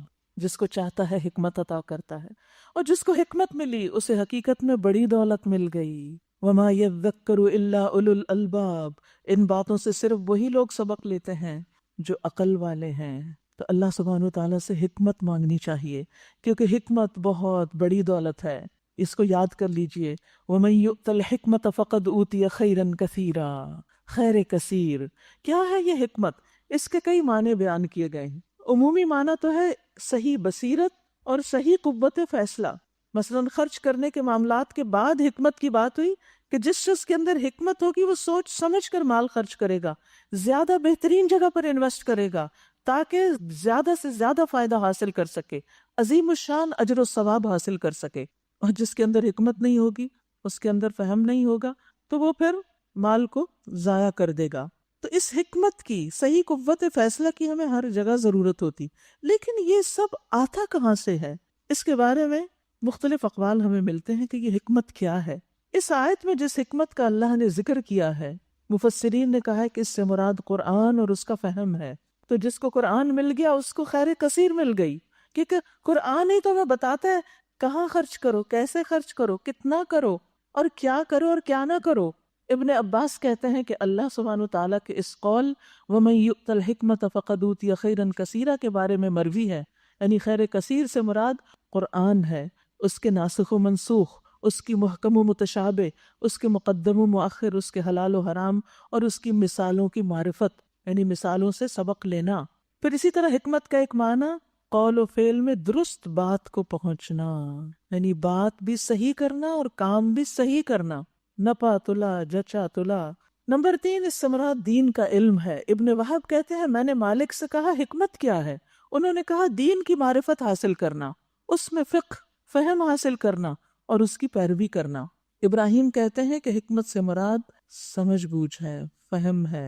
ابو العالیہ کہتے ہیں حکمت سے مراد اللہ کی خشیت ہے، اللہ کا خوف، کیونکہ اللہ کی خشیت حکمت کا نچوڑ ہے۔ جیسے ایک اور قول میں آتا ہے نا، رأس الحکمتی مخافت اللہ، یعنی جس کے اندر اللہ کا ڈر ہے وہی دراصل حکمت والا ہے، اس کو حکمت ملی ہوئی ہے۔ اور حدیث میں آتا ہے حسد صرف 2 چیزوں میں جائز ہے، یعنی 2 لوگوں پر، ایک وہ شخص جس کو اللہ نے مال دیا اور اس کو راہ حق میں خرچ کرنے کی قدرت دی، یعنی صحیح جگہوں پر خرچ کرنے کی توفیق دی، سمجھ بوجھ دی، اور دوسرا وہ شخص جسے اللہ نے حکمت دی اور وہ اس کے ذریعے فیصلہ کرتا ہے اور اس کی تعلیم بھی دیتا ہے۔ نبی صلی اللہ علیہ وسلم نے بھی کیا کیا تھا؟ حکمت کی تعلیم لی تھی۔ وَيُعَلِّمُهُمُ الْكِتَابَ وَالْحِكْمَةَ۔ تو اس سے یہ پتہ چلتا ہے کہ حکمت سیکھنے کی چیز بھی ہے، دیتا تو اللہ ہی ہے لیکن سیکھنے کی بھی ضرورت ہوتی ہے۔ تو آئیے دعا کرتے ہیں کہ اے اللہ تو ہمیں علم اور حکمت عطا فرما۔ اللہ سبحانہ وتعالیٰ اپنی صفات بیان کرتے ہوئے بھی العلیم الحکیم کا ذکر بھی کرتا ہے کہ وہ علم والا بھی ہے اور حکمت والا بھی ہے۔ تو اللہ سبحانہ وتعالیٰ ہم سب کو بھی یہ خیر کثیر عطا فرمائے، کیونکہ پھر حکمت ہوگی تو سارے فیصلے زندگی کے صحیح ہوں گے، اور جب صحیح فیصلے ہوں گے تو پھر انشاءاللہ صراط مستقیم پر چلنے کی توفیق بھی ہوگی، اس پر ثبات بھی ہوگا انشاءاللہ۔ تم نے جو کچھ بھی خرچ کیا ہو اور جو نظر بھی مانی ہو، اللہ کو اس کا علم ہے، اور ظالموں کا کوئی مددگار نہیں۔ اگر اپنے صدقات اعلانیہ دو تو بھی اچھا ہے، نہیں سب کے سامنے بھی دے سکتے ہو اگر نیت میں ریاکاری نہیں، لیکن اگر چھپا کر حاجت مندوں کو دو تو یہ تمہارے حق میں زیادہ بہتر ہے۔ تمہاری بہت سی برائیاں اس طرز عمل سے محو ہو جاتی ہیں، یعنی چھپے ہوئے صدقے سے انسان کی بہت سی برائیاں ختم ہوتی ہیں، اس کے اندر کی بہت سی جو دکھاوے کی اور ریاکاری کی اور بدنیتی کی جو کیفیت ہوتی ہے وہ بھی کنٹرول میں آتی ہے، اور اس کے علاوہ انسان کے برے اعمال کے جو برے وبال ہیں وہ اس سے دور ہوتے ہیں۔ اور جو کچھ تم کرتے ہو اللہ کو بہرحال اس کی خبر ہے، یعنی اللہ کو سب پتا ہے تم کیا چیز کیسے کر رہے ہو۔ لوگوں کو ہدایت بخشنے کی ذمہ داری آپ پر نہیں، ہدایت تو اللہ ہی جسے چاہتا ہے بخشتا ہے۔ اور خیرات میں جو مال تم خرچ کرتے ہو وہ تمہارے اپنے لیے بھلا ہے، آخر تم اسی لیے تو خرچ کرتے ہو کہ اللہ کی رضا حاصل کرو۔ تم جو کچھ مال خیرات میں خرچ کرو گے اس کا پورا اجر تمہیں دیا جائے گا، اور تمہاری حق تلفی ہرگز نہ ہوگی۔ خاص طور پر مدد کے مستحق وہ تنگ دست لوگ ہیں جو اللہ کے کام میں ایسے گر گئے کہ اپنے ذاتی کسب معاش کے لیے زمین میں کوئی دوڑ دھوپ نہیں کر سکتے، یعنی وہ خود اپنے لیے کچھ کمائی نہیں کر سکتے۔ ان کی خودداری دیکھ کر ناواقف آدمی گمان کرتا ہے کہ یہ خوشحال ہیں۔ تم ان کے چہروں سے ان کی اندرونی حالت پہچان سکتے ہو کہ کس چیز کے محتاج ہیں، مگر وہ ایسے لوگ نہیں کہ لوگوں کے پیچھے پڑ کے کچھ مانگیں۔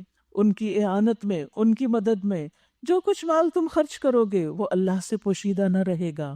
یہاں ایک خاص جگہ خرچ کرنے کی بتائی گئی ان لوگوں پر جو بظاہر فقیر مسکین نظر نہیں آتے، لیکن وہ اللہ کے کام میں ایسے مصروف ہیں کہ ان کو اپنی کمائی کے لیے، اپنی جاب اور اپنے بزنس کے لیے وقت نہیں ملتا، اور وہ کسی سے کچھ مانگتے بھی نہیں۔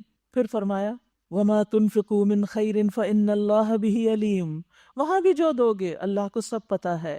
الَّذِينَ يُنْفِقُونَ أَمْوَالَهُمْ بِاللَّيْلِ وَالنَّهَارِ، جو لوگ اپنے مال شب و روز کھلے اور چھپے خرچ کرتے ہیں ان کا اجر ان کے رب کے پاس ہے، ان کے لیے کسی خوف اور رنج کا مقام نہیں۔ مگر جو لوگ سود کھاتے ہیں، یعنی ایک ہے اللہ کی راہ میں صدقہ دینے والے، خیر بانٹنے والے، اور دوسرے ہیں دوسروں کا خون نچوڑنے والے، سود کھانے والے۔ اب دونوں کا کمپیریزن ہے۔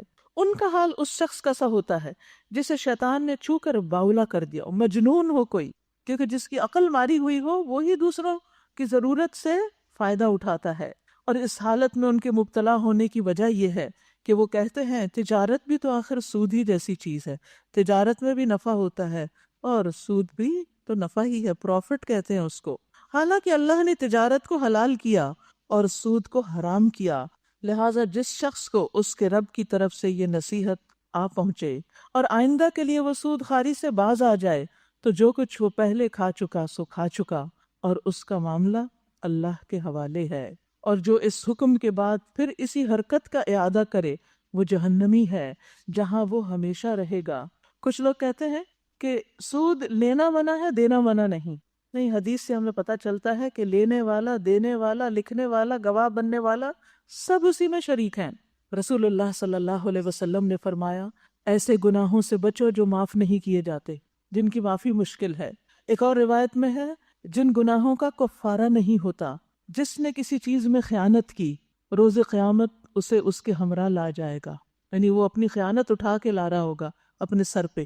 خیانت کیا ہوتی ہے؟ مثلا آپ کسی عہدے پر ہیں اور اس عہدے میں آپ کے پاس کچھ اختیارات ہیں، کچھ اموال ہیں جن کی حفاظت آپ کو کرنی، کوئی پراپرٹی ہے، کوئی فرنیچر ہے، کوئی اور چیزیں ہیں، اور آپ کیا کرتے ہیں بجائے اس کے کہ اس کو جس چیز کے لیے وہ دیا گیا استعمال کریں، اپنے ذاتی استعمال میں لے آتے ہیں۔ دیکھیے کہ کتنی چیزیں لوگ آفیسز سے گھر لے آتے ہیں، کتنے ہی لوگ آفیسز میں فوٹو کاپی کراتے ہیں جو کہ نہیں کرانی چاہیے، تو آفس آپ کا نہیں ہے، آپ کے ذاتی استعمال کے لیے نہیں بنا۔ پھر اسی طرح ہسپتالوں سے چیزوں کا چرانا اور بہت سی چیزیں، یعنی جو آپ کو دی گئیں لوگوں کے اوپر استعمال کرنے کے لیے، وہ آپ اپنی ذات پہ استعمال کرنے لگے، یہ خیانت ہے۔ دنیا میں جو کوئی خیانت کرتا قیامت کے دن ساتھ لے کے آئے گا۔ اور فرمایا سود کھانے والے کے بارے میں وعید ہے کہ جس نے سود کھایا وہ اس کی وجہ سے قیامت کے روز دیوانہ اور بدحواس اٹھایا جائے گا۔ پھر آپ نے یہی آیت تلاوت کی۔ رسول اللہ صلی اللہ علیہ وسلم نے فرمایا مجھے اس ذات کی قسم جس کے ہاتھ میں میری جان ہے، یقیناً میری امت کے لوگ شر میں اور اترانے میں اور لہو و لعب میں راتیں گزار کر مست ہوں گے، پھر وہ عذاب الہی سے دوچار ہوں گے۔ صبح بندر اور سور بن جائیں گے کیونکہ انہوں نے حرام کردہ کو حلال سمجھا، اور گانے والی عورتیں بنا رکھی تھی، اور شرابیں پیتے تھے، اور سود کھاتے تھے، اور ریشم پہنتے تھے۔ یہ ترغیب و ترہیب کی روایت ہے۔ تو کچھ گناہ ایسے ہیں کہ جن کی سزائیں دنیا میں بھی آتی ہیں، پھر اسی طرح آخرت میں سزا کیا ہے سود کی؟ صحیح بخاری کی روایت ہے، سمرہ بن جندب کہتے ہیں نبی صلی اللہ علیہ وسلم نے فرمایا میں نے آج رات خواب میں 2 مرد دیکھے جو میرے پاس آئے اور مجھے وہ بیت المقدس کی طرف لے گئے، پھر ہم چلتے رہے یہاں تک کہ خون کی نہر پر آئے، خون کی نہر جس میں ایک آدمی کھڑا تھا اور نہر کے درمیان میں ایک آدمی تھا جس کے آگے پتھر رکھے ہوئے تھے۔ جب دوسرا آدمی نہر سے نکلنے کا ارادہ کرتا تو وہ جو باہر والا تھا اس کے منہ پہ پتھر مار کر واپس اس کو نہر میں کر دیتا، اور وہیں پر جہاں وہ پہلے تھا۔ اور اسی طرح جب بھی وہ نکلنا چاہتا کنارے پہ کھڑا شخص اس کے منہ پہ کھینچ کے پتھر مارتا، وہ وہیں چلا جاتا جہاں پر وہ خون کی نہر میں تھا۔ میں نے پوچھا یہ کیا معاملہ ہے؟ تو ایک شخص نے مجھ سے کہا جس کو آپ نے خونی نہر میں دیکھا ہے یہ سود خور ہے، یہ سود کھانے والا ہے۔ پھر اسی طرح ابن عباس سے مروی ہے کہ اللہ سود خار کا نہ صدقہ قبول کرتا ہے، نہ جہاد، نہ حج، نہ اس کی صلہ رحمی قبول کرتا ہے۔ یعنی ابن عباس یمحق اللہ الربا کی تفسیر کرتے ہیں، اور اس کے برعکس صدقات کو بڑھاتا ہے۔ یمحق اللہ الربا، اللہ سود کو مٹاتا ہے، ویربی الصدقات، اور صدقات کو نشو و نما دیتا ہے، اور اللہ کسی ناشکر بدعمل انسان کو پسند نہیں کرتا۔ ہاں جو لوگ ایمان لے آئیں اور نیک عمل کریں اور نماز قائم کریں اور زکوٰۃ ادا کریں، ان کا اجر بے شک ان کے رب کے پاس ہے، اور ان کے لیے کسی خوف اور رنج کا مقام نہیں۔ تو اس لیے انسان پوری کوشش کرے کہ ان برائیوں سے باہر نکل آئے، کیونکہ یہ انسان کی دنیا اور آخرت کو نقصان دینے والی ہیں۔ اس کے برعکس عمل صالح اجر عظیم کا باعث ہے۔ اے لوگو جو ایمان لائے ہو، اللہ سے ڈرو، جو کچھ تمہارا سود لوگوں پر باقی رہ گیا اسے چھوڑ دو، اگر واقعی تم ایمان لائے ہو۔ لیکن اگر تم نے ایسا نہ کیا تو آگاہ ہو جاؤ کہ اللہ اور اس کے رسول کی طرف سے تمہارے خلاف اعلان جنگ ہے۔ اب بھی توبہ کر لو، یعنی سود چھوڑ دو، تو تم اپنا اصل سرمایہ لینے کے حقدار ہو۔ نہ تم ظلم کرو، نہ تم پر ظلم کیا جائے۔ تمہارا قرض دار تنگ دست ہو تو ہاتھ کھلنے تک اسے مہلت دو، اور اگر تم صدقہ کر دو تو یہ تمہارے لیے زیادہ بہتر ہے اگر تم سمجھو۔ اس دن کی رسوائی اور مصیبت سے بچو جب کہ تم اللہ کی طرف واپس ہوگے، وہاں ہر شخص کو اس کی کمائی ہوئی نیکی کا پورا پورا بدلہ ملے گا، اور جو برائی اس نے کی ہوگی اس کا بھی بدلہ ملے گا۔ ما کسبت، اچھا برا جو بھی کیا، اور کسی پر ظلم نہ ہوگا۔ اے لوگو جو ایمان لائے ہو، جب کسی مقرر مدت کے لیے تم آپس میں قرض کا لین دین کرو تو اسے لکھ لیا کرو۔ فریقین کے درمیان انصاف کے ساتھ ایک شخص دستاویز تحریر کرے جسے اللہ نے لکھنے پڑھنے کی قابلیت بخشی ہو، اسے لکھنے سے انکار نہیں کرنا چاہیے۔ وہ لکھے اور املا وہ شخص کرائے جس پر حق آتا ہے، یعنی قرض لینے والا لکھوائے کہ کتنا لے رہا ہے، اور اسے اللہ اپنے رب سے ڈرنا چاہیے کہ جو معاملہ طے ہوا ہو اس میں کوئی کمی بیشی نہ ہو، یعنی کمی بیشی کرنے کا ارتکاب نہیں کرنا چاہیے۔ لیکن اگر قرض لینے والا خود نادان یا ضعیف ہو یا املا نہ کرا سکتا ہو تو اس کا ولی انصاف کے ساتھ املا کرائے، پھر اپنے مردوں میں سے 2 آدمیوں کی اس پر گواہی کرا لو۔ اگر 2 مرد نہ ہو تو 1 مرد اور 2 عورتیں ہوں، تاکہ ایک بھول جائے تو دوسری اسے یاد کرا دے۔ یہ گواہ ایسے لوگوں میں سے ہونے چاہیے جن کی گواہی تمہارے درمیان مقبول ہو۔ گواہوں کو جب گواہ بننے کے لیے کہا جائے تو انہیں انکار نہیں کرنا چاہیے۔ معاملہ خواہ چھوٹا ہو یا بڑا، میعاد کی تعین کے ساتھ اس کی دستاویز لکھوانے میں تساہل نہ کرو۔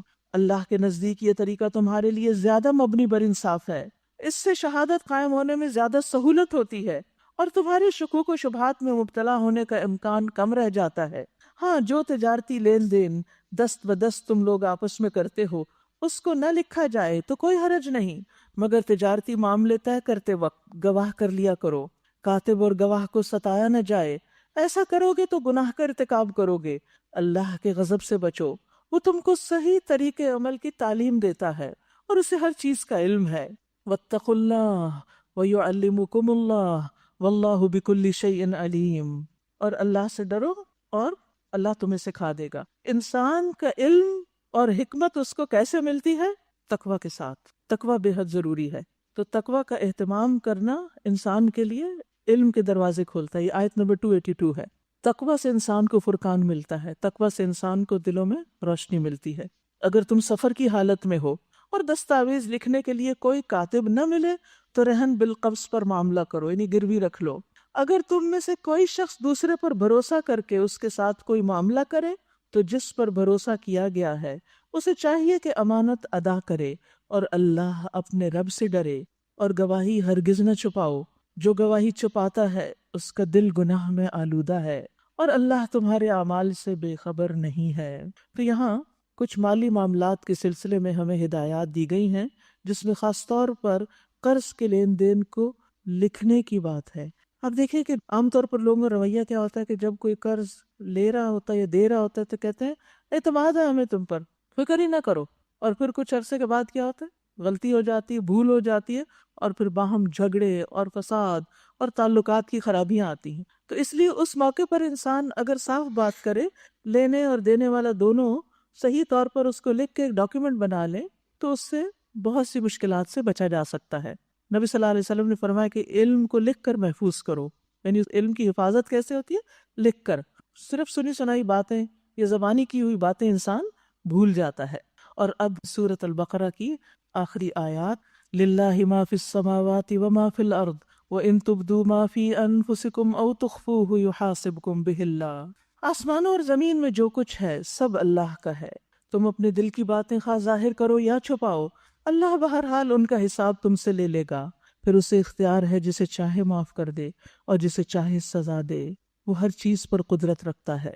پھر آخری 2 آیات، نبی صلی اللہ علیہ وسلم نے فرمایا کہ اوتیت هذه الآیات من آخر سورۃ البقرہ من کنز تحت العرش، کہ سورۃ البقرہ کی آخری یہ 2 آیات مجھے عرش کے نیچے سے خاص خزانے سے ملی ہیں۔ لم یؤتہن نبی قبلی، مجھ سے پہلے کسی نبی کو یہ نہیں ملی تھی۔ ان آیات کی بہت فضیلت ہے، ان کو یاد کر لینا چاہیے۔ اور آیت الکرسی کی طرح یہ آیات بھی جب رات کو انسان پڑھتا ہے بستر پر جا کر تو یہ اس کے لیے حفاظت کا ذریعہ بنتی ہے۔ آمن الرسول بما انزل الیہ من ربہ والمؤمنون کل آمن باللہ وملائکتہ وکتبہ ورسلہ لا نفرق بین احد من رسلہ وقالوا سمعنا واطعنا غفرانک ربنا والیک المصیر۔ لا يكلف الله نفسا الا وسعها لها ما كسبت وعليها ما اكتسبت ربنا لا تؤاخذنا ان نسينا او اخطأنا ربنا ولا تحمل علينا اسرا كما حملته على الذين من قبلنا ربنا ولا تحملنا ما لا طاقة لنا به واعف عنا واغفر لنا وارحمنا انت مولانا فانصرنا علی القوم الکافرین۔ رسول اس ہدایت پر ایمان لایا ہے جو اس کے رب کی طرف سے اس پر نازل ہوئی ہے۔ پھر ایمان کی بات ہے۔ البقرہ کا اختتام ایمان کی یاد دہانی کے ساتھ ہو رہا ہے۔ ابتدا میں بھی جو پہلی صفت بتائی گئی تھی متقین کی وہ ایمان ہی تھا، اور آخر میں بھی اس کا تذکرہ کیا جا رہا ہے۔ اور جو لوگ اس رسول کے ماننے والے ہیں یعنی نبی صلی اللہ علیہ وسلم کے، ہم سب، انہوں نے بھی اس ہدایت کو دل سے تسلیم کر لیا۔ ہم سب کرتے ہیں نا، جو اللہ کے رسول ہمارے پاس لائے ہیں ہم اس کو دل سے مانتے ہیں۔ یہ سب اللہ اور اس کے فرشتوں، اس کی کتابوں، اس کے رسولوں کو مانتے ہیں، اور ان کا کہنا ہے کہ ہم اللہ کے رسولوں کو ایک دوسرے سے الگ نہیں کرتے۔ ہم نے حکم سنا اور اطاعت قبول کی، مالک ہم تجھ سے خطا بخشی کے طالب ہیں اور ہمیں تیری ہی طرف پلٹنا ہے۔ یاد رکھیے کہ انہوں نے کیا کہا، قالوا سمعنا واطعنا غفرانک، پہلے سننے کی بات ہے، پھر اطاعت کی بات ہے، پھر بخشش مانگی ہے، یعنی بخشش مانگنے سے پہلے سمع اور اطاعت۔ کیونکہ اگر آپ اللہ سے کچھ مانگ رہے ہیں تو پہلے کچھ فرما برداری کا مظاہرہ بھی تو کریں، اور بخشش کے لیے بہترین وسیلہ نماز ہے۔ رسول اللہ صلی اللہ علیہ وسلم نے فرمایا، جو شخص میرے اس وضو کی طرح وضو کرے، پھر 2 رکعت نماز پڑھے جس میں اپنے نفس سے کوئی بات نہ کرے، تو اس کے پچھلے سارے گناہ معاف ہو جاتے ہیں۔ تو جب گناہ ستائیں اور دل پر بوجھ بن جائیں تو اٹھیں اور وضو کر کے نفل پڑھیں اور اللہ سے بخشش مانگیں۔ تو بخشش سے پہلے آپ نے کیا کیا؟ اطاعت کی۔ کیسے؟ نماز پڑھ کے، نماز پڑھ کے، اسی طرح کبھی صدقہ کر کے، کبھی قرآن پڑھ کے، کبھی کوئی اور نیکی کر کے، کسی کے ساتھ کوئی احسان اور بھلائی کر کے۔ جب دل پسیج جائے، دل نرم ہو جائے، تو اس وقت کہا کر، یا اللہ تو اسے قبول کر لے اور تو مجھے معاف کر دے۔ یعنی جب کوئی اطاعت کا کام کرے تو اپنے لیے بخشش مانگے۔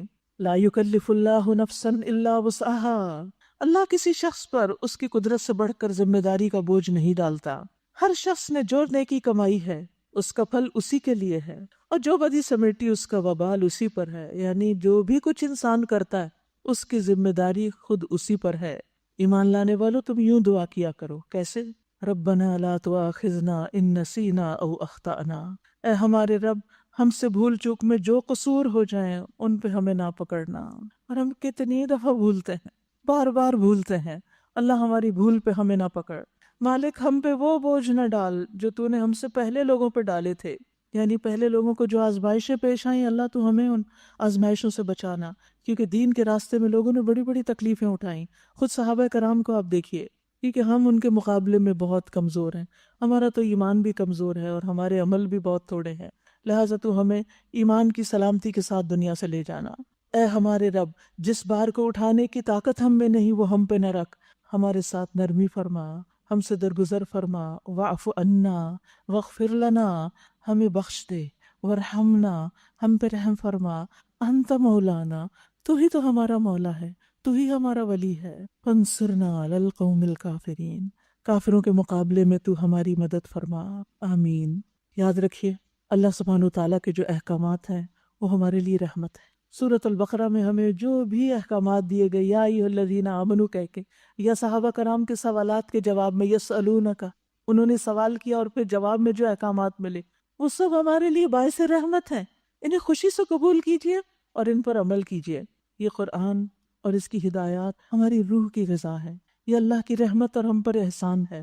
ہمارا دین فطرت کے عین مطابق ہے، ہمیں کسی ایسی چیز کا حکم نہیں دیا گیا جو ہمارے لیے کرنا ناممکن ہو۔ یہ دین آسان دین ہے۔ رسول اللہ صلی اللہ علیہ وسلم نے فرمایا کہ بے شک دین آسان ہے، اس کو بوجھ نہ سمجھیے، اس کے کرنے سے انسان کی زندگی میں آسانیاں آتی ہیں۔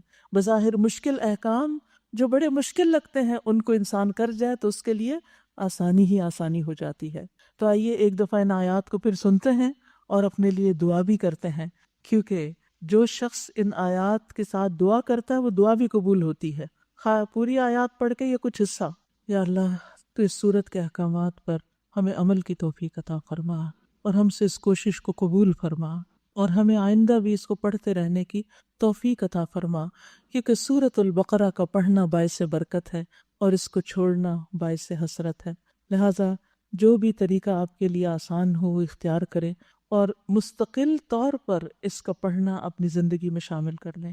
سورۃ آل عمران، بسم اللہ الرحمن الرحیم، الف لام میم، اللہ لا الہ الا هو الحی القیوم، نزل علیک الکتاب بالحق مصدقا لما بین یدیہ وانزل التوراۃ والانجیل۔ سورۃ آل عمران بھی سورۃ البقرہ کی طرح بہت فضیلت کی حامل ہے۔ رسول اللہ صلی اللہ علیہ وسلم نے فرمایا، قرآن کو سیکھو، کیونکہ یہ قیامت کے دن اپنے پڑھنے والوں کی سفارش کرے گا۔ قرآن کو سیکھو کیونکہ یہ قیامت کے دن اپنے پڑھنے والوں کی سفارش کرے گا۔ دو روشن صورتیں یعنی البقرہ اور آل عمران کو سیکھو کیونکہ یہ دونوں صورتیں قیامت کے دن دو بادلوں کی شکل میں یا دو سائبانوں کی شکل یا پرندوں کی دو صف بستہ ٹولیوں کی شکل میں آئیں گی اور اپنے پڑھنے والوں کا دفاع کریں گی، ان کا دفاع کریں گی، ان کی طرف سے جھگڑیں گی۔ ان دونوں صورتوں کو دوست بنا لیں۔ سورۃ آل عمران بھی مدنی سورت ہے سورۃ البقرہ کی طرح۔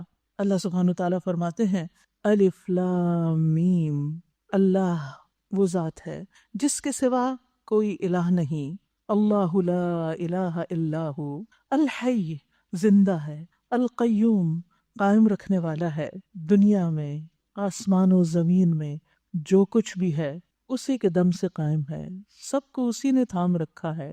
یہ ہر دم بھاگتی ہوئی زمین جس پہ ہم بیٹھے ہیں یہ ساکت و جامد نہیں ہے ایک جگہ پر ٹھہری ہوئی، یہ مسلسل گردش میں ہے۔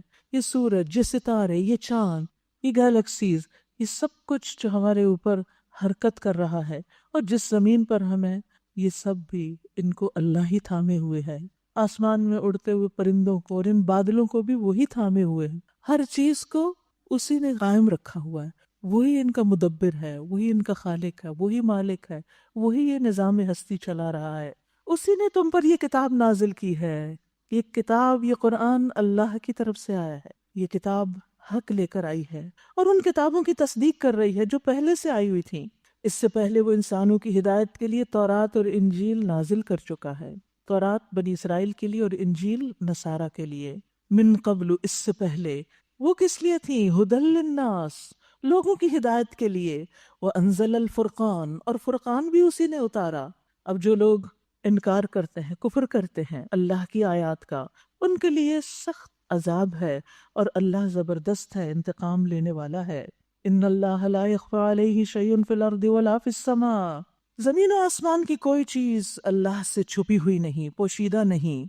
وہی تو ہے جو تمہاری ماؤں کے پیٹ میں تمہاری صورتیں جیسی چاہتا ہے بناتا ہے۔ ہم سب کی شکل اللہ کی مرضی کے مطابق، اللہ کی پسند کے مطابق بنی، لہذا کسی کی شکل پر اعتراض نہیں کرنا چاہیے اور کسی کی شکل کی وجہ سے اس کو حقیر نہیں سمجھنا چاہیے۔ یہ تقسیم بھی اللہ کی ہے، اس نے جیسا چاہا بنایا۔ اس زبردست حکمت والے کے سوا اور کوئی الہ نہیں، وہی ہے جس نے یہ کتاب تم پر نازل کی۔ اس میں دو طرح کی آیات ہیں، ایک محکمات جو کتاب کی اصل بنیاد ہے، اور دوسرے متشابہات۔ جن لوگوں کے دلوں میں ٹیڑھ ہے وہ فتنے کی تلاش میں ہمیشہ متشابہات ہی کے پیچھے پڑے رہتے ہیں اور ان کو معنی پہنانے کی کوشش کیا کرتے ہیں، حالانکہ ان کا حقیقی مفہوم اللہ کے سوا کوئی نہیں جانتا۔ بخلاف اس کے جو لوگ علم میں پختہ کار ہیں وہ کہتے ہیں ہمارا ان پر ایمان ہے، یہ سب ہمارے رب ہی کی طرف سے ہیں، یعنی جو آیات ان کو سمجھ آتی ہیں اور جن کے سمجھنے میں ان کو مشکل ہوتی ہے ان سب پر ایمان رکھتے ہیں، شک نہیں کرتے، شبہ نہیں رکھتے اس پر، یہ سب ہمارے رب ہی کی طرف سے ہیں۔ اور سچ یہ ہے کہ کسی چیز سے سبق صرف عقل مند لوگ ہی حاصل کرتے ہیں۔ کون ہے عقل مند؟ کیا ہے ان کی دعا؟ وہ کہتے ہیں ربنا لا تزغ قلوبنا بعد اذ ہدیتنا وہب لنا من لدنک رحمہ انک انت الوہاب۔ یہ آپ کی آج کی دعا ہے، اس کو خاص طور پر پڑھیے۔ کیا مطلب ہے اس کا؟ کہ اے ہمارے رب، جب تو ہمیں سیدھے رستے پر لا چکا ہے، لگا چکا ہے، تو پھر ہمارے دلوں میں ٹیڑھ نہ پیدا کرنا، لا تزغ قلوبنا، ہمارے دل نہ ٹیڑھے کرنا، بعد اذ ہدیتنا، اس کے بعد کہ تو نے ہمیں ہدایت دے دی، اس رستے پہ ہمیں چلا دیا، ہمیں اپنے خزانہ فیض سے رحمت عطا کر کہ تو ہی فیاض حقیقی ہے، انک انت الوہاب، دینے والا تو ہی ہے اور خوب خوب دینے والا ہے، بخشنے والا ہے، عطا کرنے والا ہے۔ ہمیں ہدایت عطا کر اور اس پر استقامت عطا کر اور ہمارے دلوں کو ٹیڑھا ہونے سے بچا لینا، کیونکہ جو انسان بھی زندہ ہے اس کے لیے سخت خطرہ ہے کہ کسی بھی وقت شیطان کے کسی بہکاوے میں وہ آ سکتا ہے۔ کبھی بھی مطمئن نہ رہیے، اس دعا کو اپنی زندگی کا حصہ بنا لیجئے۔ حضرت ام سلمہ سے روایت ہے، ان سے پوچھا گیا کہ آپ صلی اللہ علیہ وسلم کثرت سے کون سی دعا پڑھتے تھے، زیادہ کیا پڑھتے تھے؟ تو انہوں نے کہا کہ یا مقلب القلوب ثبت قلبی علی دینک، اے دلوں کو الٹ پلٹ کرنے والے، میرے دل کو اپنے دین پہ جما دے۔ ہم سب کو بھی اس کی ضرورت ہے کہ اللہ اس دین پر راہ حق پر ہمارے دلوں کو قرار دے دے، ہمارے قدم جما دے کہ ہم اس راستے کو کبھی بھی نہ چھوڑیں۔ اب جب ہم آپ کی طرف آئے ہیں تو ہمارا اختتام بھی اسی پر ہو، ہم اس سے پھر کر کسی اور طرف نہ جائیں، کسی شیطان اور انسان کے بہکاوے میں نہ آئیں۔ اے ہمارے رب، تو یقیناً سب لوگوں کو ایک روز جمع کرنے والا ہے جس کے آنے میں کوئی شک ہی نہیں۔ تو ہرگز اپنے وعدے سے ٹلنے والا نہیں۔ جن لوگوں نے کفر کا رویہ اختیار کیا انہیں اللہ کے مقابلے میں نہ ان کا مال کچھ کام دے گا نہ اولاد، وہ دوزخ کا ایندھن بن کر رہیں گے۔ ان کا انجام ویسا ہی ہوگا جیسا فرعون کے ساتھیوں اور ان سے پہلے کے نافرمانوں کا ہو چکا کہ انہوں نے آیات الہی کو جھٹلایا۔ نتیجہ یہ ہوا کہ اللہ نے ان کے گناہوں پر انہیں پکڑ لیا، اور حق یہ ہے کہ اللہ سخت سزا دینے والا ہے۔ بس اے محمد صلی اللہ علیہ وسلم، جن لوگوں نے تمہاری دعوت کو قبول کرنے سے انکار کر دیا ان سے کہہ دیجئے قریب ہے وہ وقت جب تم مغلوب ہو جاؤ گے اور جہنم کی طرف ہانکے جاؤ گے۔ آج دنیا میں تم اکڑ دکھا رہے ہو، کل تم پکڑے جاؤ گے، جہنم کی طرف لے جائے جاؤ گے، اور جہنم بڑا ہی برا ٹھکانہ ہے۔ تمہارے لیے ان دو گروہوں میں ایک نشان عبرت تھا جو بدر میں ایک دوسرے سے نبرد آزما ہوئے، یعنی مسلمان اور مشرکین جب بدر کے میدان میں آمنے سامنے آئے تو فرمایا کہ اس میں ایک نشانی تھی۔ ایک گروہ اللہ کی راہ میں لڑ رہا تھا، سبحان اللہ، لڑ دونوں ہی رہے تھے لیکن ایک کی نیت کیا تھی؟ اللہ کے دین کی سربلندی، اور دوسرا گروہ کافر تھا، صرف دنیا کے فائدے ان کے سامنے تھے۔ دیکھنے والے دیکھ رہے تھے کہ کافر گروہ مومن گروہ سے دگنا ہے، تعداد زیادہ ہے، مگر نتیجہ کیا ہوا؟ اللہ اپنی فتح و نصرت سے جس کو چاہتا ہے نوازتا ہے، مدد دیتا ہے۔ دیدہ بینا رکھنے والوں کے لیے اس میں بڑا سبق ہے، عقل مند لوگوں کے لیے، نگاہ والوں کے لیے اس میں بڑی عبرت ہے۔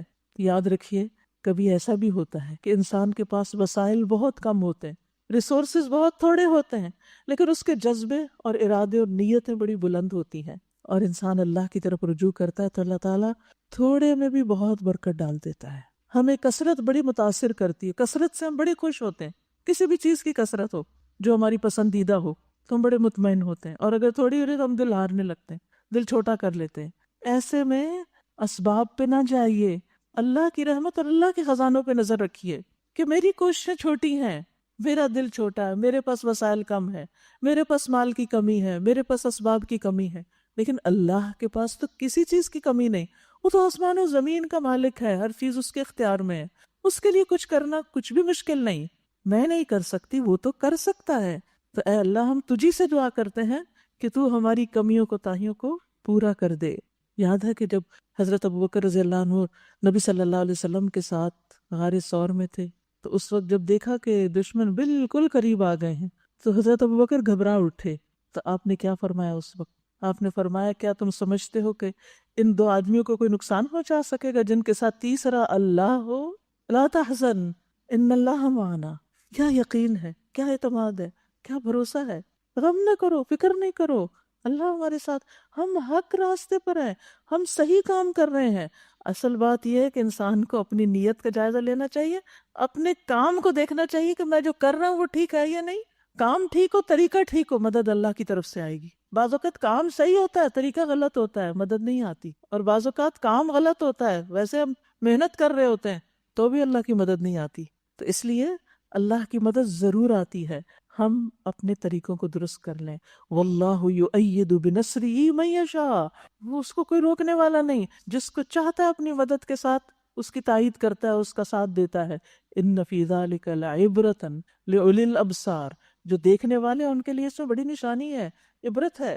زین للناس حب الشہوات من النساء والبنین والقناطیر المقنطرۃ من الذہب والفضة والخیل المسومہ، لوگوں کے لیے مرغوبات نفس، عورتیں، اولاد، سونے چاندی کے ڈھیر، چنے ہوئے گھوڑے، مویشی، زرعی زمینیں بڑی خوشائند بنا دی گئی۔ یہ ساری چیزیں انسانوں کو اٹریکٹ کرتی ہیں، مگر یہ سب دنیا کی چند روزہ زندگی کے سامان ہیں۔ دنیا کی جتنی بھی چیزیں ہیں ان کے بارے میں دو نظریات ہیں عام طور پر لوگوں کے بیچ۔ کچھ کہتے ہیں سب کو چھوڑ دو، اور کچھ کہتے ہیں کہ ان میں سے ہر چیز کو حاصل کرو، اور وہ اس کے پیچھے لگے رہتے ہیں۔ اسلام کیا کہتا ہے؟ جائز طریقے سے حاصل کرو، ان سے جائز لطف اٹھاؤ، اور ان میں اللہ کا حق بھی رکھو، بندوں کو حق دو، صرف اپنے ہی لیے نہیں، سب کچھ سمیٹو۔ یہ چیزیں بری نہیں اگر ان سے خیر کے کام لیے جائیں، لیکن یہ یاد رہے مگر یہ سب دنیا کی چند روزہ زندگی کے سامان ہیں، حقیقت میں جو بہتر ٹھکانہ ہے وہ تو اللہ کے پاس ہے۔ کہو میں تمہیں بتاؤں کہ ان سے زیادہ اچھی چیز کیا ہے؟ جو لوگ تقویٰ کی روش اختیار کریں ان کے لیے ان کے رب کے پاس باغ ہیں جن کے نیچے نہریں بہتی ہوں گی۔ ان چیزوں میں کھو کر ان باغوں کو نہ بھولیں، وہاں انہیں ہمیشگی کی زندگی حاصل ہوگی، پاکیزہ بیویاں ان کی ساتھی ہوں گی اور اللہ کی رضا سے وہ سرفراز ہوں گے۔ اللہ اپنے بندوں کے رویے پہ گہری نظر رکھتا ہے کہ کون ان اسباب کو، ان چیزوں کو کیسے استعمال کر رہا ہے، فخر کے لیے، دکھاوے کے لیے، ناموری کے لیے، ریاکاری کے لیے، دوسروں پر رعب جتانے کے لیے، یا پھر صحیح راستے پر استعمال کرنے کے لیے۔ یہ وہ لوگ ہیں جو کہتے ہیں مالک ہم ایمان لائے، ہماری خطاؤں سے درگزر فرما اور ہمیں آتش دوزخ سے بچا۔ یہ لوگ صبر کرنے والے ہیں اللہ کے احکامات اور اطاعت کے کاموں پر، تقدیر کے فیصلوں پر۔ وہ صادقین، سچے ہیں، جن کی نیتیں سچی ہیں، جن کے اعمال دل اور زبانیں مستقیم ہیں، اور وہ چھپے اور اعلانیہ سچے ہیں۔ والقانتین، اطاعت گزار ہیں، یعنی اللہ نے جو حکم دیا اس کی اطاعت کرنے والے ہیں۔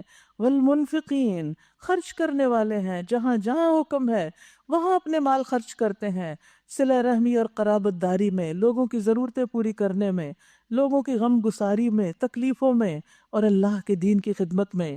والمستغفرین بالاسحار، اور سحری کے وقت بخشش مانگنے والے ہیں، خاص طور پر صبح کے وقت۔ اب سحری آنے والی، سحریوں کے وقت اٹھیں گے تو استغفار کرنا نہ بھولیے۔ اللہ نے خود اس بات کی شہادت دی کہ اس کے سوا کوئی الہ نہیں، اور فرشتے اور سب اہل علم بھی راستی اور انصاف کے ساتھ اس پر گواہ ہیں کہ اس زبردست حکیم کے سوا فی الواقع کوئی الہ نہیں۔ اللہ کے نزدیک دین صرف اسلام ہے۔ اس دین سے ہٹ کر جو مختلف طریقے ان لوگوں نے اختیار کیے ہیں جنہیں کتاب دی گئی تھی، ان کے اس طرز عمل کی کوئی وجہ اس کے سوا نہ تھی کہ انہوں نے علم آنے کے بعد آپس میں ایک دوسرے پر زیادتی کرنے کے لیے ایسا کیا، محض ایک دوسرے پر زیادتی کے لیے اختلافات کیے۔ اور جو کوئی اللہ کے احکام اور ہدایات کی اطاعت سے انکار کر دے، اللہ کو اس سے حساب لیتے کچھ دیر نہیں لگتی۔ اب اگر یہ لوگ تم سے جھگڑا کریں تو ان سے کہیے میں نے اور میرے پیروکاروں نے تو اللہ کے آگے سر تسلیم خم کر دیا ہے۔ پھر اہل کتاب اور غیر اہل کتاب دونوں سے پوچھو کیا تم نے بھی اس کی اطاعت اور بندگی قبول کی؟ اگر کی تو وہ راہ راست پا گئے، اور اگر اس سے منہ موڑا تو تم پر صرف پیغام پہنچا دینے کی ذمہ داری ہے۔ آگے اللہ خود اپنے بندوں کے معاملات دیکھنے والا ہے۔ جو لوگ اللہ کے احکام و ہدایات ماننے سے انکار کرتے ہیں اور اس کے پیغمبروں کو ناحق قتل کرتے ہیں، اور ایسے لوگوں کی جان کے درپے ہو جاتے ہیں جو اللہ کی مخلوق میں سے عدل اور راستی کا حکم دینے کے لیے اٹھیں، تو ان کو دردناک سزا کی خوشخبری سنا دو۔ یعنی جو لوگوں کو دین کی طرف بلاتے ہیں، جو انہیں قتل کریں، انہیں مار ڈالیں، انہیں ستائیں، ان کے لیے سخت سزا ہے۔ یہ وہ لوگ ہیں جن کے اعمال دنیا اور آخرت دونوں میں ضائع ہو گئے، ان کا کوئی مددگار نہیں۔ تم نے دیکھا نہیں کہ جن لوگوں کو کتاب کے علم میں سے کچھ حصہ ملا ان کا حال کیا ہے؟ انہیں جب کتاب الہی کی طرف بلایا جاتا ہے تاکہ وہ ان کے درمیان فیصلہ کرے، تو ان میں سے ایک فریق اس سے پہلو تہی کرتا ہے اور اس فیصلے کی طرف آنے سے منہ پھیر جاتا ہے۔ ان کا یہ طرز عمل اس وجہ سے ہے کہ وہ کہتے ہیں آتش دوزخ تو ہمیں چھوئے گی بھی نہیں، اور دوزخ کی سزا اگر ہمیں ملے گی تو بس چند دن۔ ان کے خود ساختہ عقیدوں نے ان کو اپنے دین کے معاملے میں بڑی غلط فہمیوں میں رکھا ہے، دین کے معاملے میں انہیں بڑی غلط فہمیوں میں ڈال رکھا ہے۔ مگر کیا بنے گی ان پر جب ہم انہیں اس روز جمع کریں گے، یعنی قیامت کے دن جس کا آنا یقینی ہے۔ اس روز ہر شخص کو اس کی کمائی کا بدلہ پورا پورا دے دیا جائے گا اور کسی پر بھی ظلم نہ ہوگا۔ قل اللہم مالک الملک تؤتی الملک من تشاء وتنزع الملک ممن تشاء وتعز من تشاء وتذل من تشاء بیدک الخیر انک علی کل شیء قدیر۔ کہیے اے اللہ ملک کے مالک، تو جسے چاہے حکومت دے، جس سے چاہے چھین لے، جسے چاہے عزت بخشے، جسے چاہے ذلیل کر دے، بھلائی تیرے اختیار میں ہے۔ یعنی انسانوں کو جو کچھ بھی ملا ہے اور انسانوں کے جو مختلف درجات ہیں، بڑے یا چھوٹے، سب اللہ کے فیصلے ہیں۔ بے شک تو ہر چیز پر قادر ہے۔ رات کو دن میں پھروتا ہوا لے آتا ہے اور دن کو رات میں، بے جان میں سے جاندار کو نکالتا ہے، جاندار میں سے بے جان کو، اور جسے چاہتا ہے بے حساب رزق دیتا ہے۔ تو یہ تقسیم اللہ کی تقسیم ہے، جس کو چاہے فضیلت دے، جس کو چاہے اونچا کر دے، جس کو چاہے نیچا کر دے۔ اور زندگی میں حالات ایک جیسے نہیں ہوتے، کبھی دن ہوتا ہے، کبھی رات ہوتی ہے، کبھی زندگی ہوتی ہے، کسی کے آنے کی خبر ہوتی ہے اور کسی کے دنیا سے جانے کی خبر ہوتی ہے۔ یہ جو کچھ بھی ہو رہا ہے اس دنیا میں، یہ سب اللہ کے حکم سے ہو رہا ہے، ان سب کے پیچھے اسی کا ہاتھ ہے۔ مومن اہل ایمان کو چھوڑ کر کافروں کو اپنا رفیق اور دوست ہرگز نہ بنائے، جو ایسا کرے گا اس کا اللہ سے کوئی تعلق نہیں۔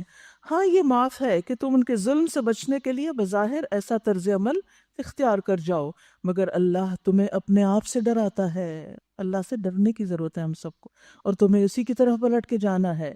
اے نبی، لوگوں کو خبردار کر دیجئے کہ تمہارے دلوں میں جو کچھ ہے اسے خواہ تم چھپاؤ یا ظاہر کرو، اللہ بہرحال اس کو جانتا ہے۔ اللہ کے سوا کوئی نہیں جانتا کسی کے دل میں کیا ہے، وہ جانتا ہے۔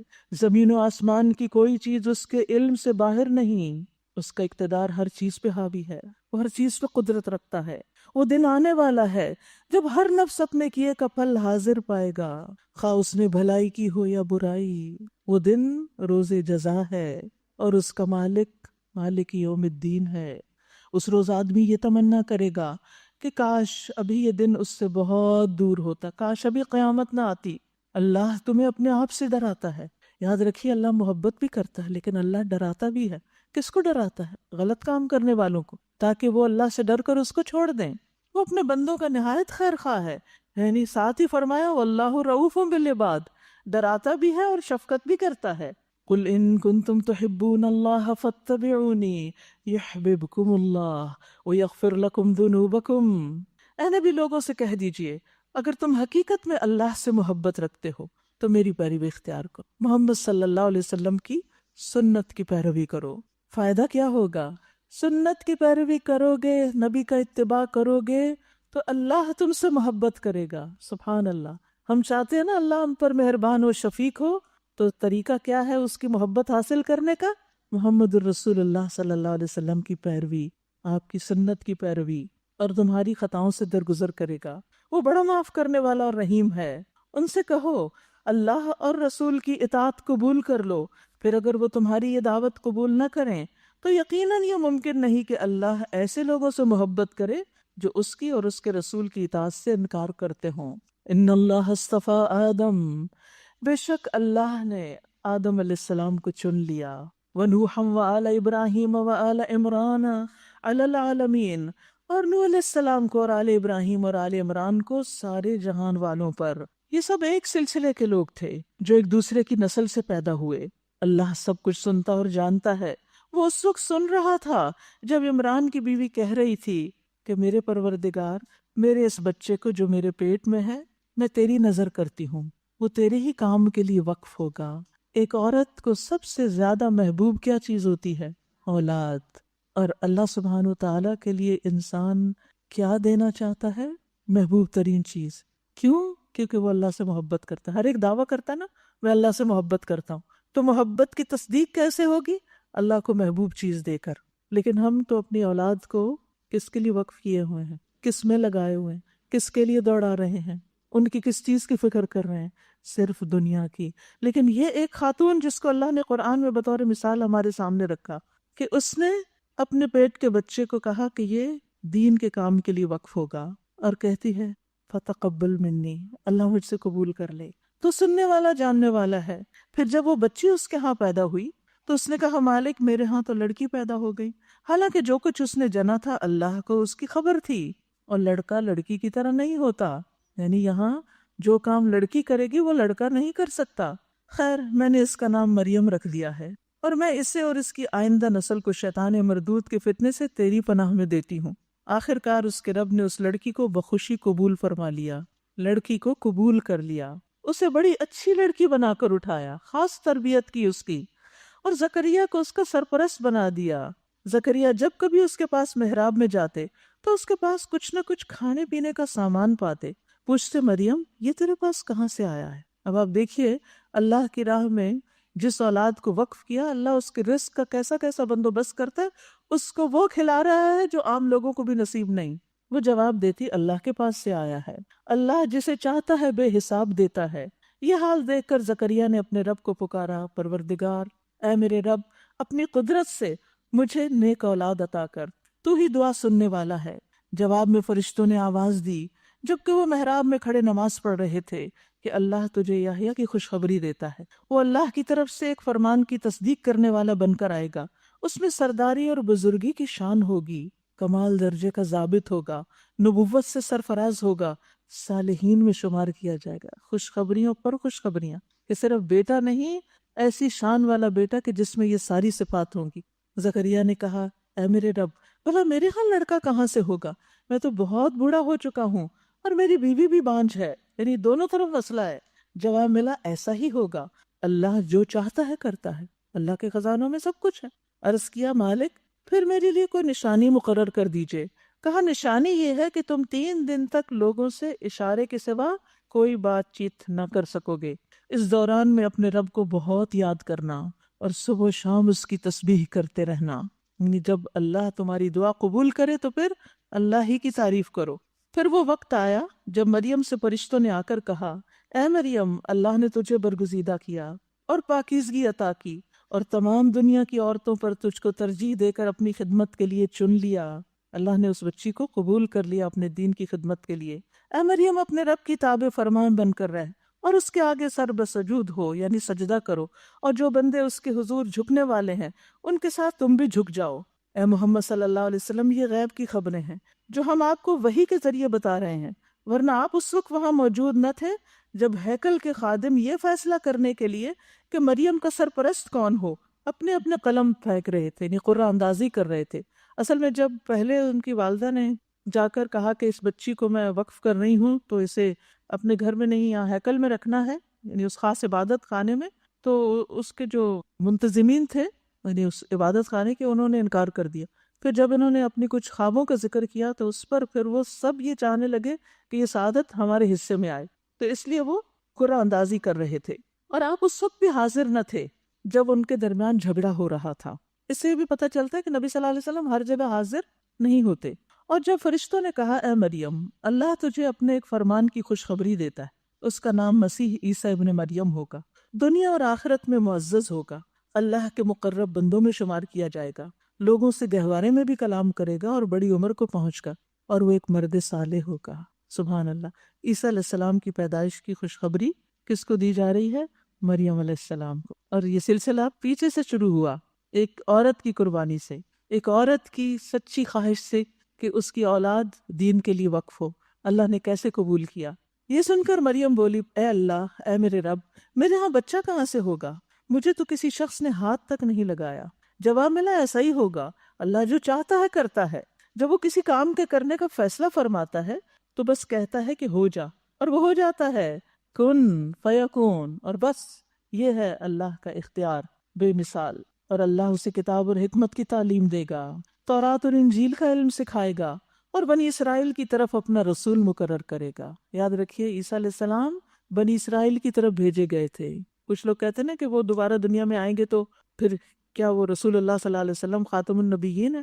جی بالکل، اس لیے کہ عیسیٰ علیہ السلام کی بعثت پہلے ہوئی اور بنی اسرائیل کی طرف ہوئی، اس سے آپ کے ختم نبوت پر کوئی اثر نہیں پڑتا۔ اور جب وہ بحیثیت رسول بنی اسرائیل کے پاس آئے تو انہوں نے کہا میں تمہارے رب کی طرف سے تمہارے پاس نشانی لے کر آیا ہوں، میں تمہارے سامنے مٹی سے پرندے کی صورت کا ایک مجسمہ بناتا ہوں اور اس میں پھونک مارتا ہوں، وہ اللہ کے حکم سے پرندہ بن جاتا ہے، میں اللہ کے حکم سے مادرزاد اندھے اور کوڑھی کو اچھا کرتا ہوں اور مردے کو زندہ کرتا ہوں، میں تمہیں بتاتا ہوں تم کیا کھاتے ہو اور کیا اپنے گھروں میں ذخیرہ کر کے رکھتے ہو، اس میں تمہارے لیے کافی نشانی ہے اگر تم ایمان لانے والے ہو، اور میں اس تعلیم اور ہدایت کی تصدیق کرنے والا بن کر آیا ہوں جو تورات میں سے اس وقت میرے زمانے میں موجود ہے، اور اس لیے آیا ہوں کہ تمہارے لیے بعض ان چیزوں کو حلال کر دوں جو تم پر حرام کر دی گئی۔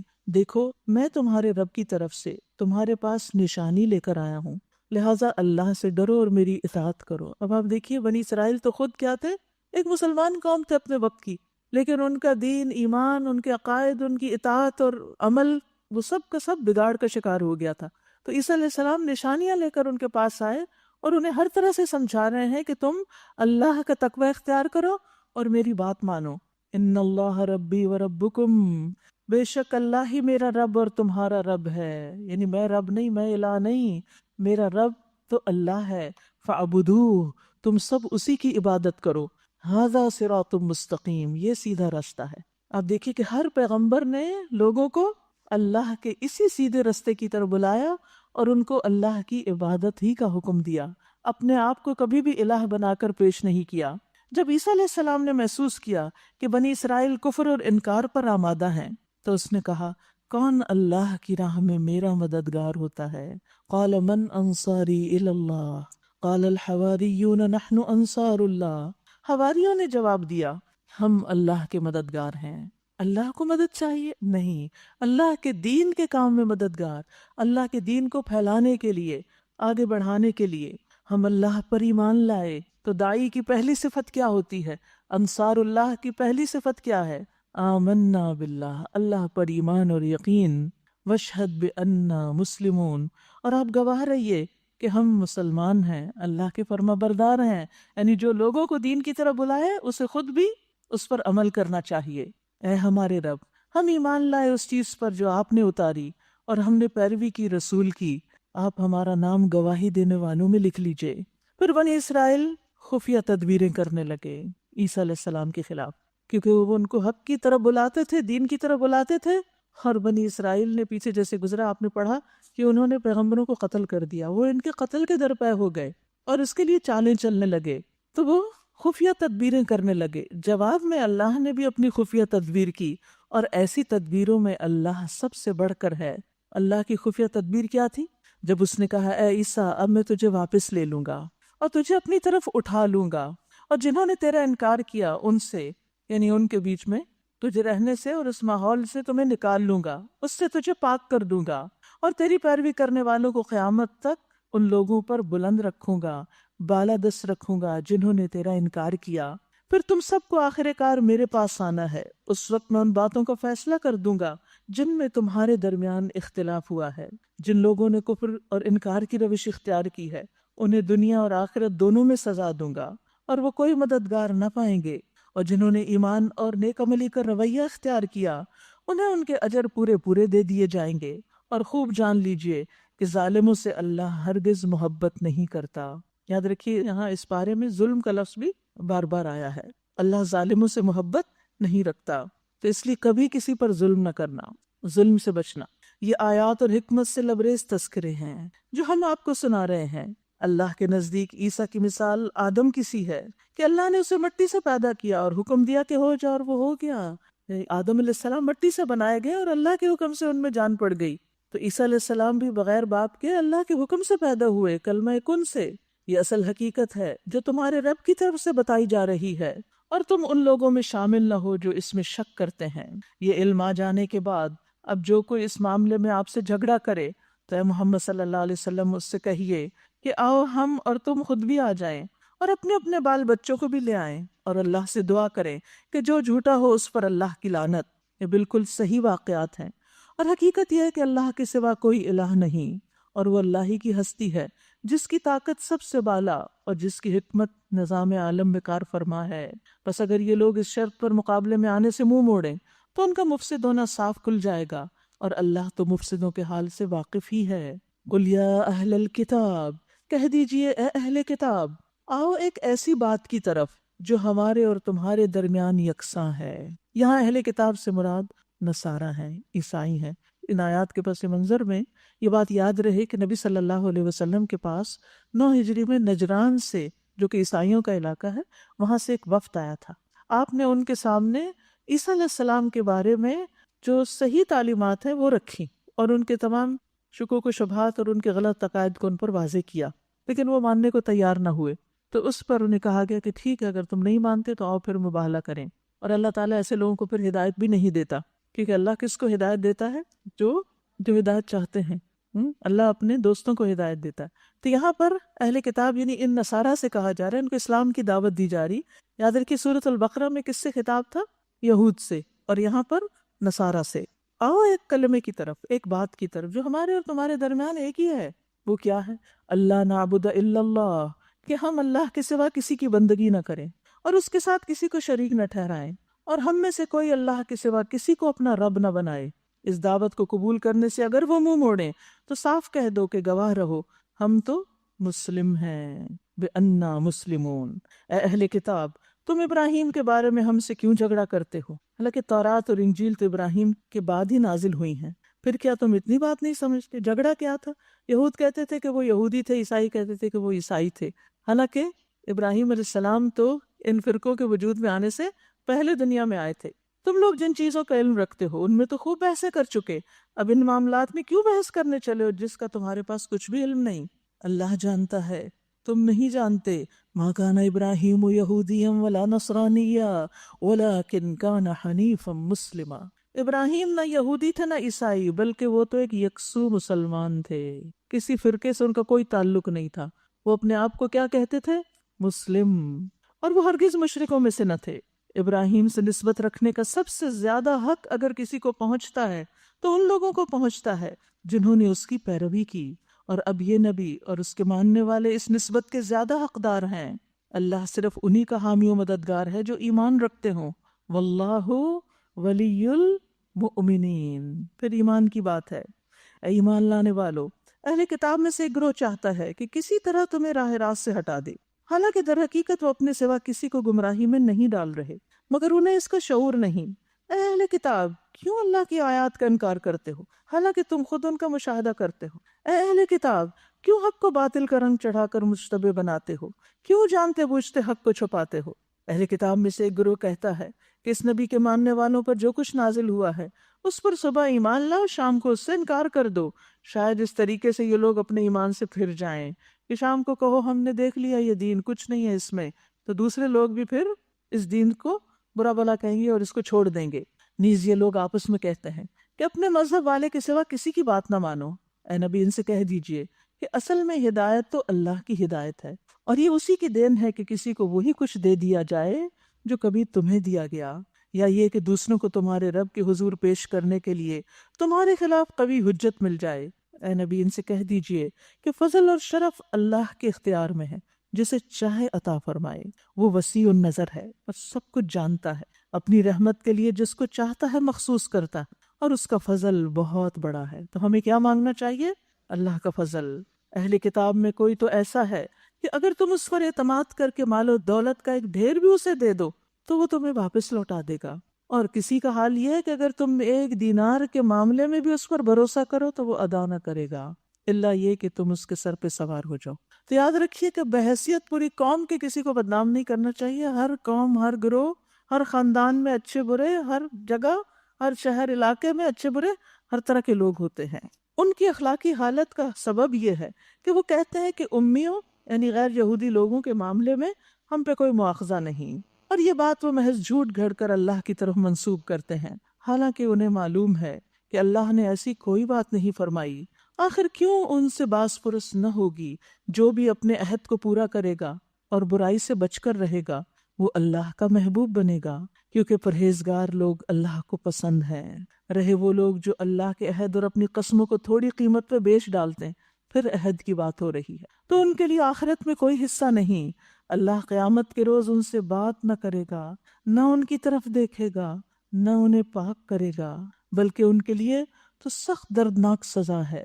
تو یاد رکھیے کہ اللہ کے عہد نبھانے چاہیے اور دنیا کے تھوڑے تھوڑے فائدوں کے لیے ان کمٹمنٹس کو چھوڑنا نہیں چاہیے.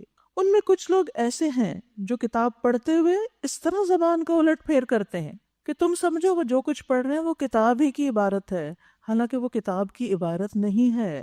وہ کہتے ہیں جو کچھ ہم پڑھ رہے ہیں یہ اللہ کی طرف سے ہے، حالانکہ وہ اللہ کی طرف سے نہیں ہوتا.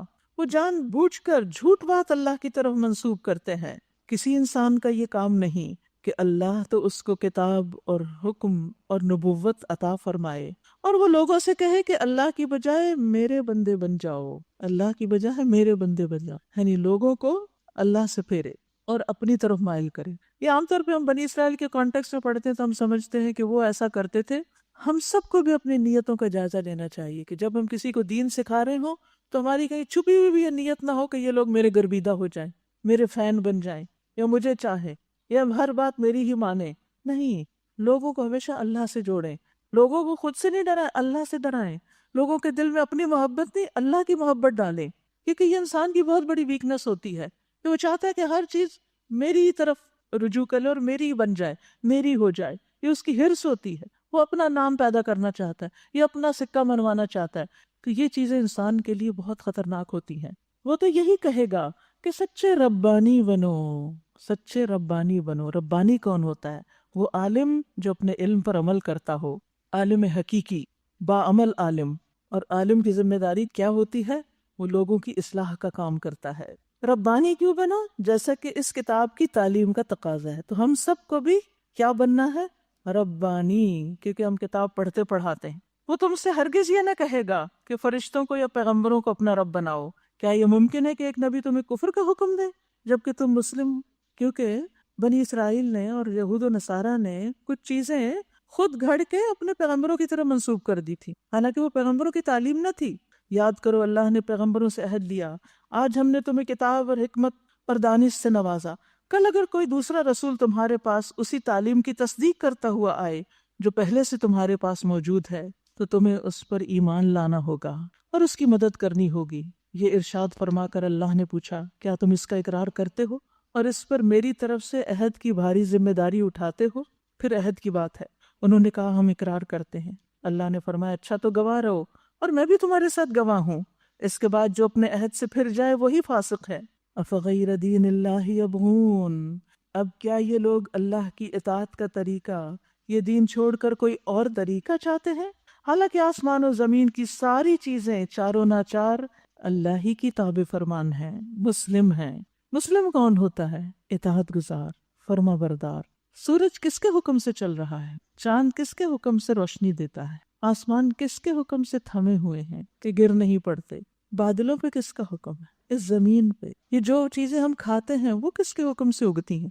ان میں مٹھاس کون پیدا کرتا ہے؟ ان کو ہمارے فائدے کا کون بناتا ہے؟ سب کچھ اللہ کرتا ہے. جب سب کچھ اللہ کرتا ہے اور یہ ساری چیزیں اللہ کا حکم مانتی ہیں تو پھر مجھے اور آپ کو جن کے لیے یہ سب کچھ بنایا گیا ہے اور جو یہ سب کچھ استعمال کر رہے ہیں انہیں کیا کرنا چاہیے؟ انہیں بھی اللہ کی بات ماننی چاہیے. اگر ہر چیز اللہ کے اذن سے ہو رہی ہے اور اللہ کا حکم مانتی ہے، اللہ کے حکم کی پابند ہے، تو پھر اللہ ہی تو بڑا ہے اور اسی کی طرف ہمیں رجوع کرنا چاہیے. اے نبی کہو کہ ہم اللہ کو مانتے ہیں، اس تعلیم کو مانتے ہیں جو ہم پر نازل کی گئی، ان تعلیمات کو بھی مانتے ہیں جو ابراہیم علیہ السلام، اسماعیل علیہ السلام، اسحاق علیہ السلام، یعقوب علیہ السلام اور اولاد یعقوب پر نازل ہوئی تھی، اور ان ہدایات پر بھی ایمان رکھتے ہیں جو موسیٰ اور عیسیٰ علیہ السلام اور دوسرے پیغمبروں کو ان کے رب کی طرف سے دی گئی تھیں. کیا دیا گیا تھا؟ ہر پیغمبر کو کیا تعلیم دی گئی؟ لوگوں اللہ کی عبادت کرو. اور اس تعلیم کو پڑھنے پڑھانے سے انسان کیا بنے؟ ربانی، رب والا بن جائے. پڑھانے والا بھی رب کی طرف رجوع کرے اور پڑھنے والے بھی رب کی طرف جائیں. ہر پیغمبر نے لوگوں کو رب سے جوڑا. ہم ان کے درمیان فرق نہیں کرتے اور ہم اللہ کے تابع فرمان یعنی مسلم ہیں. اس فرما برداری یعنی اسلام کے سوا جو شخص کوئی اور طریقہ اختیار کرنا چاہے گا اس کا وہ طریقہ ہرگز قبول نہ کیا جائے گا اور آخرت میں وہ ناکام و نامراد ہو. وَمَن يَبْتَغِ غَيْرَ الْإِسْلَامِ دِينًا فَلَن يُقْبَلَ مِنْهُ وَهُوَ فِي الْآخِرَةِ مِنَ الْخَاسِرِينَ. ایک دوسری جگہ پر آتا ہے إِنَّ الدِّينَ عِندَ اللَّهِ الْإِسْلَامِ، دین اللہ کے نزدیک اسلام ہی ہے، وہی قبول ہوگا. لہٰذا نبی صلی اللہ علیہ وسلم کے آنے کے بعد دنیا میں جتنے بھی لوگ ہیں ان سب کے لیے یہی تعلیم ہے. یعنی آپ صلی اللہ علیہ وسلم کی جو رسالت ہے وہ رہتی دنیا تک کے لیے ہے. باقی پیغمبر اپنی اپنی قوم کے لیے آئے تھے. آپ کی تعلیم صرف اس دور کے لیے نہیں تھی، آپ کی رسالت صرف اس دور کے لیے نہیں، آپ کی رسالت آج کے لیے بھی ہے اور وہ کل کے لیے بھی ہے. قیامت تک کے لیے آپ سب کے لیے آخری رسول ہیں. لہٰذا سب کے اوپر کیا ذمہ داری بنتی ہے کہ جو صاف ستھرا دین آپ نے پیش کیا اس کو قبول کریں، اپنی زندگی کا حصہ بنائیں، اس کے مطابق چلیں. کل قیامت کے دن اسی کے مطابق جائزہ لیا جائے گا کہ کیا کر کے آئے ہو. اب دیکھیے جیسے ایک امتحان ہوتا ہے نا، ایک امتحانی پرچہ ہوتا ہے، تو اس میں جواب کس کے مطابق چیک کیے جاتے ہیں؟ جو پہلے تعلیم دی گئی ہوتی ہے نا، جو آپ کو پڑھایا گیا ہوتا ہے اس کے مطابق، جو آپ کا ٹیکسٹ یا نصاب یا سلیبس ہوتا ہے. اسی طرح قیامت کے دن ہمارے اعمال اچھے ہیں کہ نہیں، ان کو کس طرح پرکھا جائے گا کہ یہ قرآن و سنت کے مطابق ہیں یا نہیں. ایک شخص بڑے سے بڑا کارنامہ کر لے لیکن وہ اس تعلیم کے خلاف جا رہا ہو تو اس کا کچھ اجر اس کو نہیں ملے گا اس کی محنت کا. لہٰذا کسی بھی کام کے کرتے ہوئے ہمارا طریقہ درست ہونا چاہیے. وہی دین ہے دراصل. کیسے ہو سکتا ہے اللہ ان لوگوں کو ہدایت بخشے جنہوں نے نعمت ایمان پا لینے کے بعد پھر کفر اختیار کیا، حالانکہ وہ خود اس بات پر گواہی دے چکے ہیں کہ یہ رسول حق پر ہے اور ان کے پاس روشن نشانیاں بھی آ چکی۔ اللہ ظالموں کو ہدایت نہیں دیا کرتا۔ ان کے ظلم کا صحیح بدلہ یہی ہے کہ ان پر اللہ اور فرشتوں اور تمام انسانوں کی لعنت، اسی حالت میں وہ ہمیشہ رہیں گے، نہ ان کی سزا میں تخفیف ہوگی نہ انہیں مہلت دی جائے گی۔ البتہ وہ لوگ بچ جائیں گے جو اس کے بعد توبہ کر کے اپنے طرز عمل کی اصلاح کر لیں۔ اللہ بخشنے والا مہربان ہے، رحیم ہے۔ مگر جن لوگوں نے ایمان لانے کے بعد کفر اختیار کیا پھر اپنے کفر میں بڑھتے چلے گئے، ان کی تو توبہ بھی قبول نہ ہوگی۔ ایسے لوگ تو پکے گمراہ ہیں۔ یقین رکھو جنہوں نے کفر اختیار کیا اور کفر ہی کی حالت میں جان دی، ان میں سے کوئی اگر اپنے آپ کو سزا سے بچانے کے لیے ساری زمین بھر کر بھی سونا فدیے میں دے تو اسے قبول نہ کیا جائے گا۔ ایسے لوگوں کے لیے دردناک سزا تیار ہے۔ اولئک لہم عذاب علیم وما لہم من ناصرین، اور وہ اپنا کوئی مددگار نہ پائیں گے۔ حضرت انس کہتے ہیں نبی صلی اللہ علیہ وسلم سے روایت کرتے ہوئے کہ آپ نے فرمایا اللہ تعالیٰ قیامت کے دن دوزخ کا سب سے ہلکا عذاب پانے والے سے پوچھے گا، اگر تجھے روئے زمین کی ساری چیزیں مل جائیں، یعنی اس زمین پہ جو کچھ ہے ساری دولت تجھے مل جائے تو کیا تم فدیے میں دو گے؟ وہ کہے گا ہاں بالکل دوں گا۔ اللہ تعالیٰ فرمائے گا میں نے تجھ سے اس سے زیادہ آسان چیز کا مطالبہ کیا تھا جب تو آدم کی پیٹھ میں تھا، یعنی تو ابھی پیدا نہیں ہوا تھا، کہ میرے ساتھ کسی کو شریک نہ کرنا، لیکن تو میرے شرک پر مصر رہا، دنیا میں تو نے اللہ کی نافرمانی کی۔ اللہ تعالیٰ ہم سب کو اس سے محفوظ رکھے اور دنیا میں ہی ہم توبہ کر کے اللہ کے حضور واپس جائیں۔ وآخر دعوانا ان الحمد للہ رب العالمین۔ سبحانک اللہم و بحمدک اشہد ان لا الہ الا انت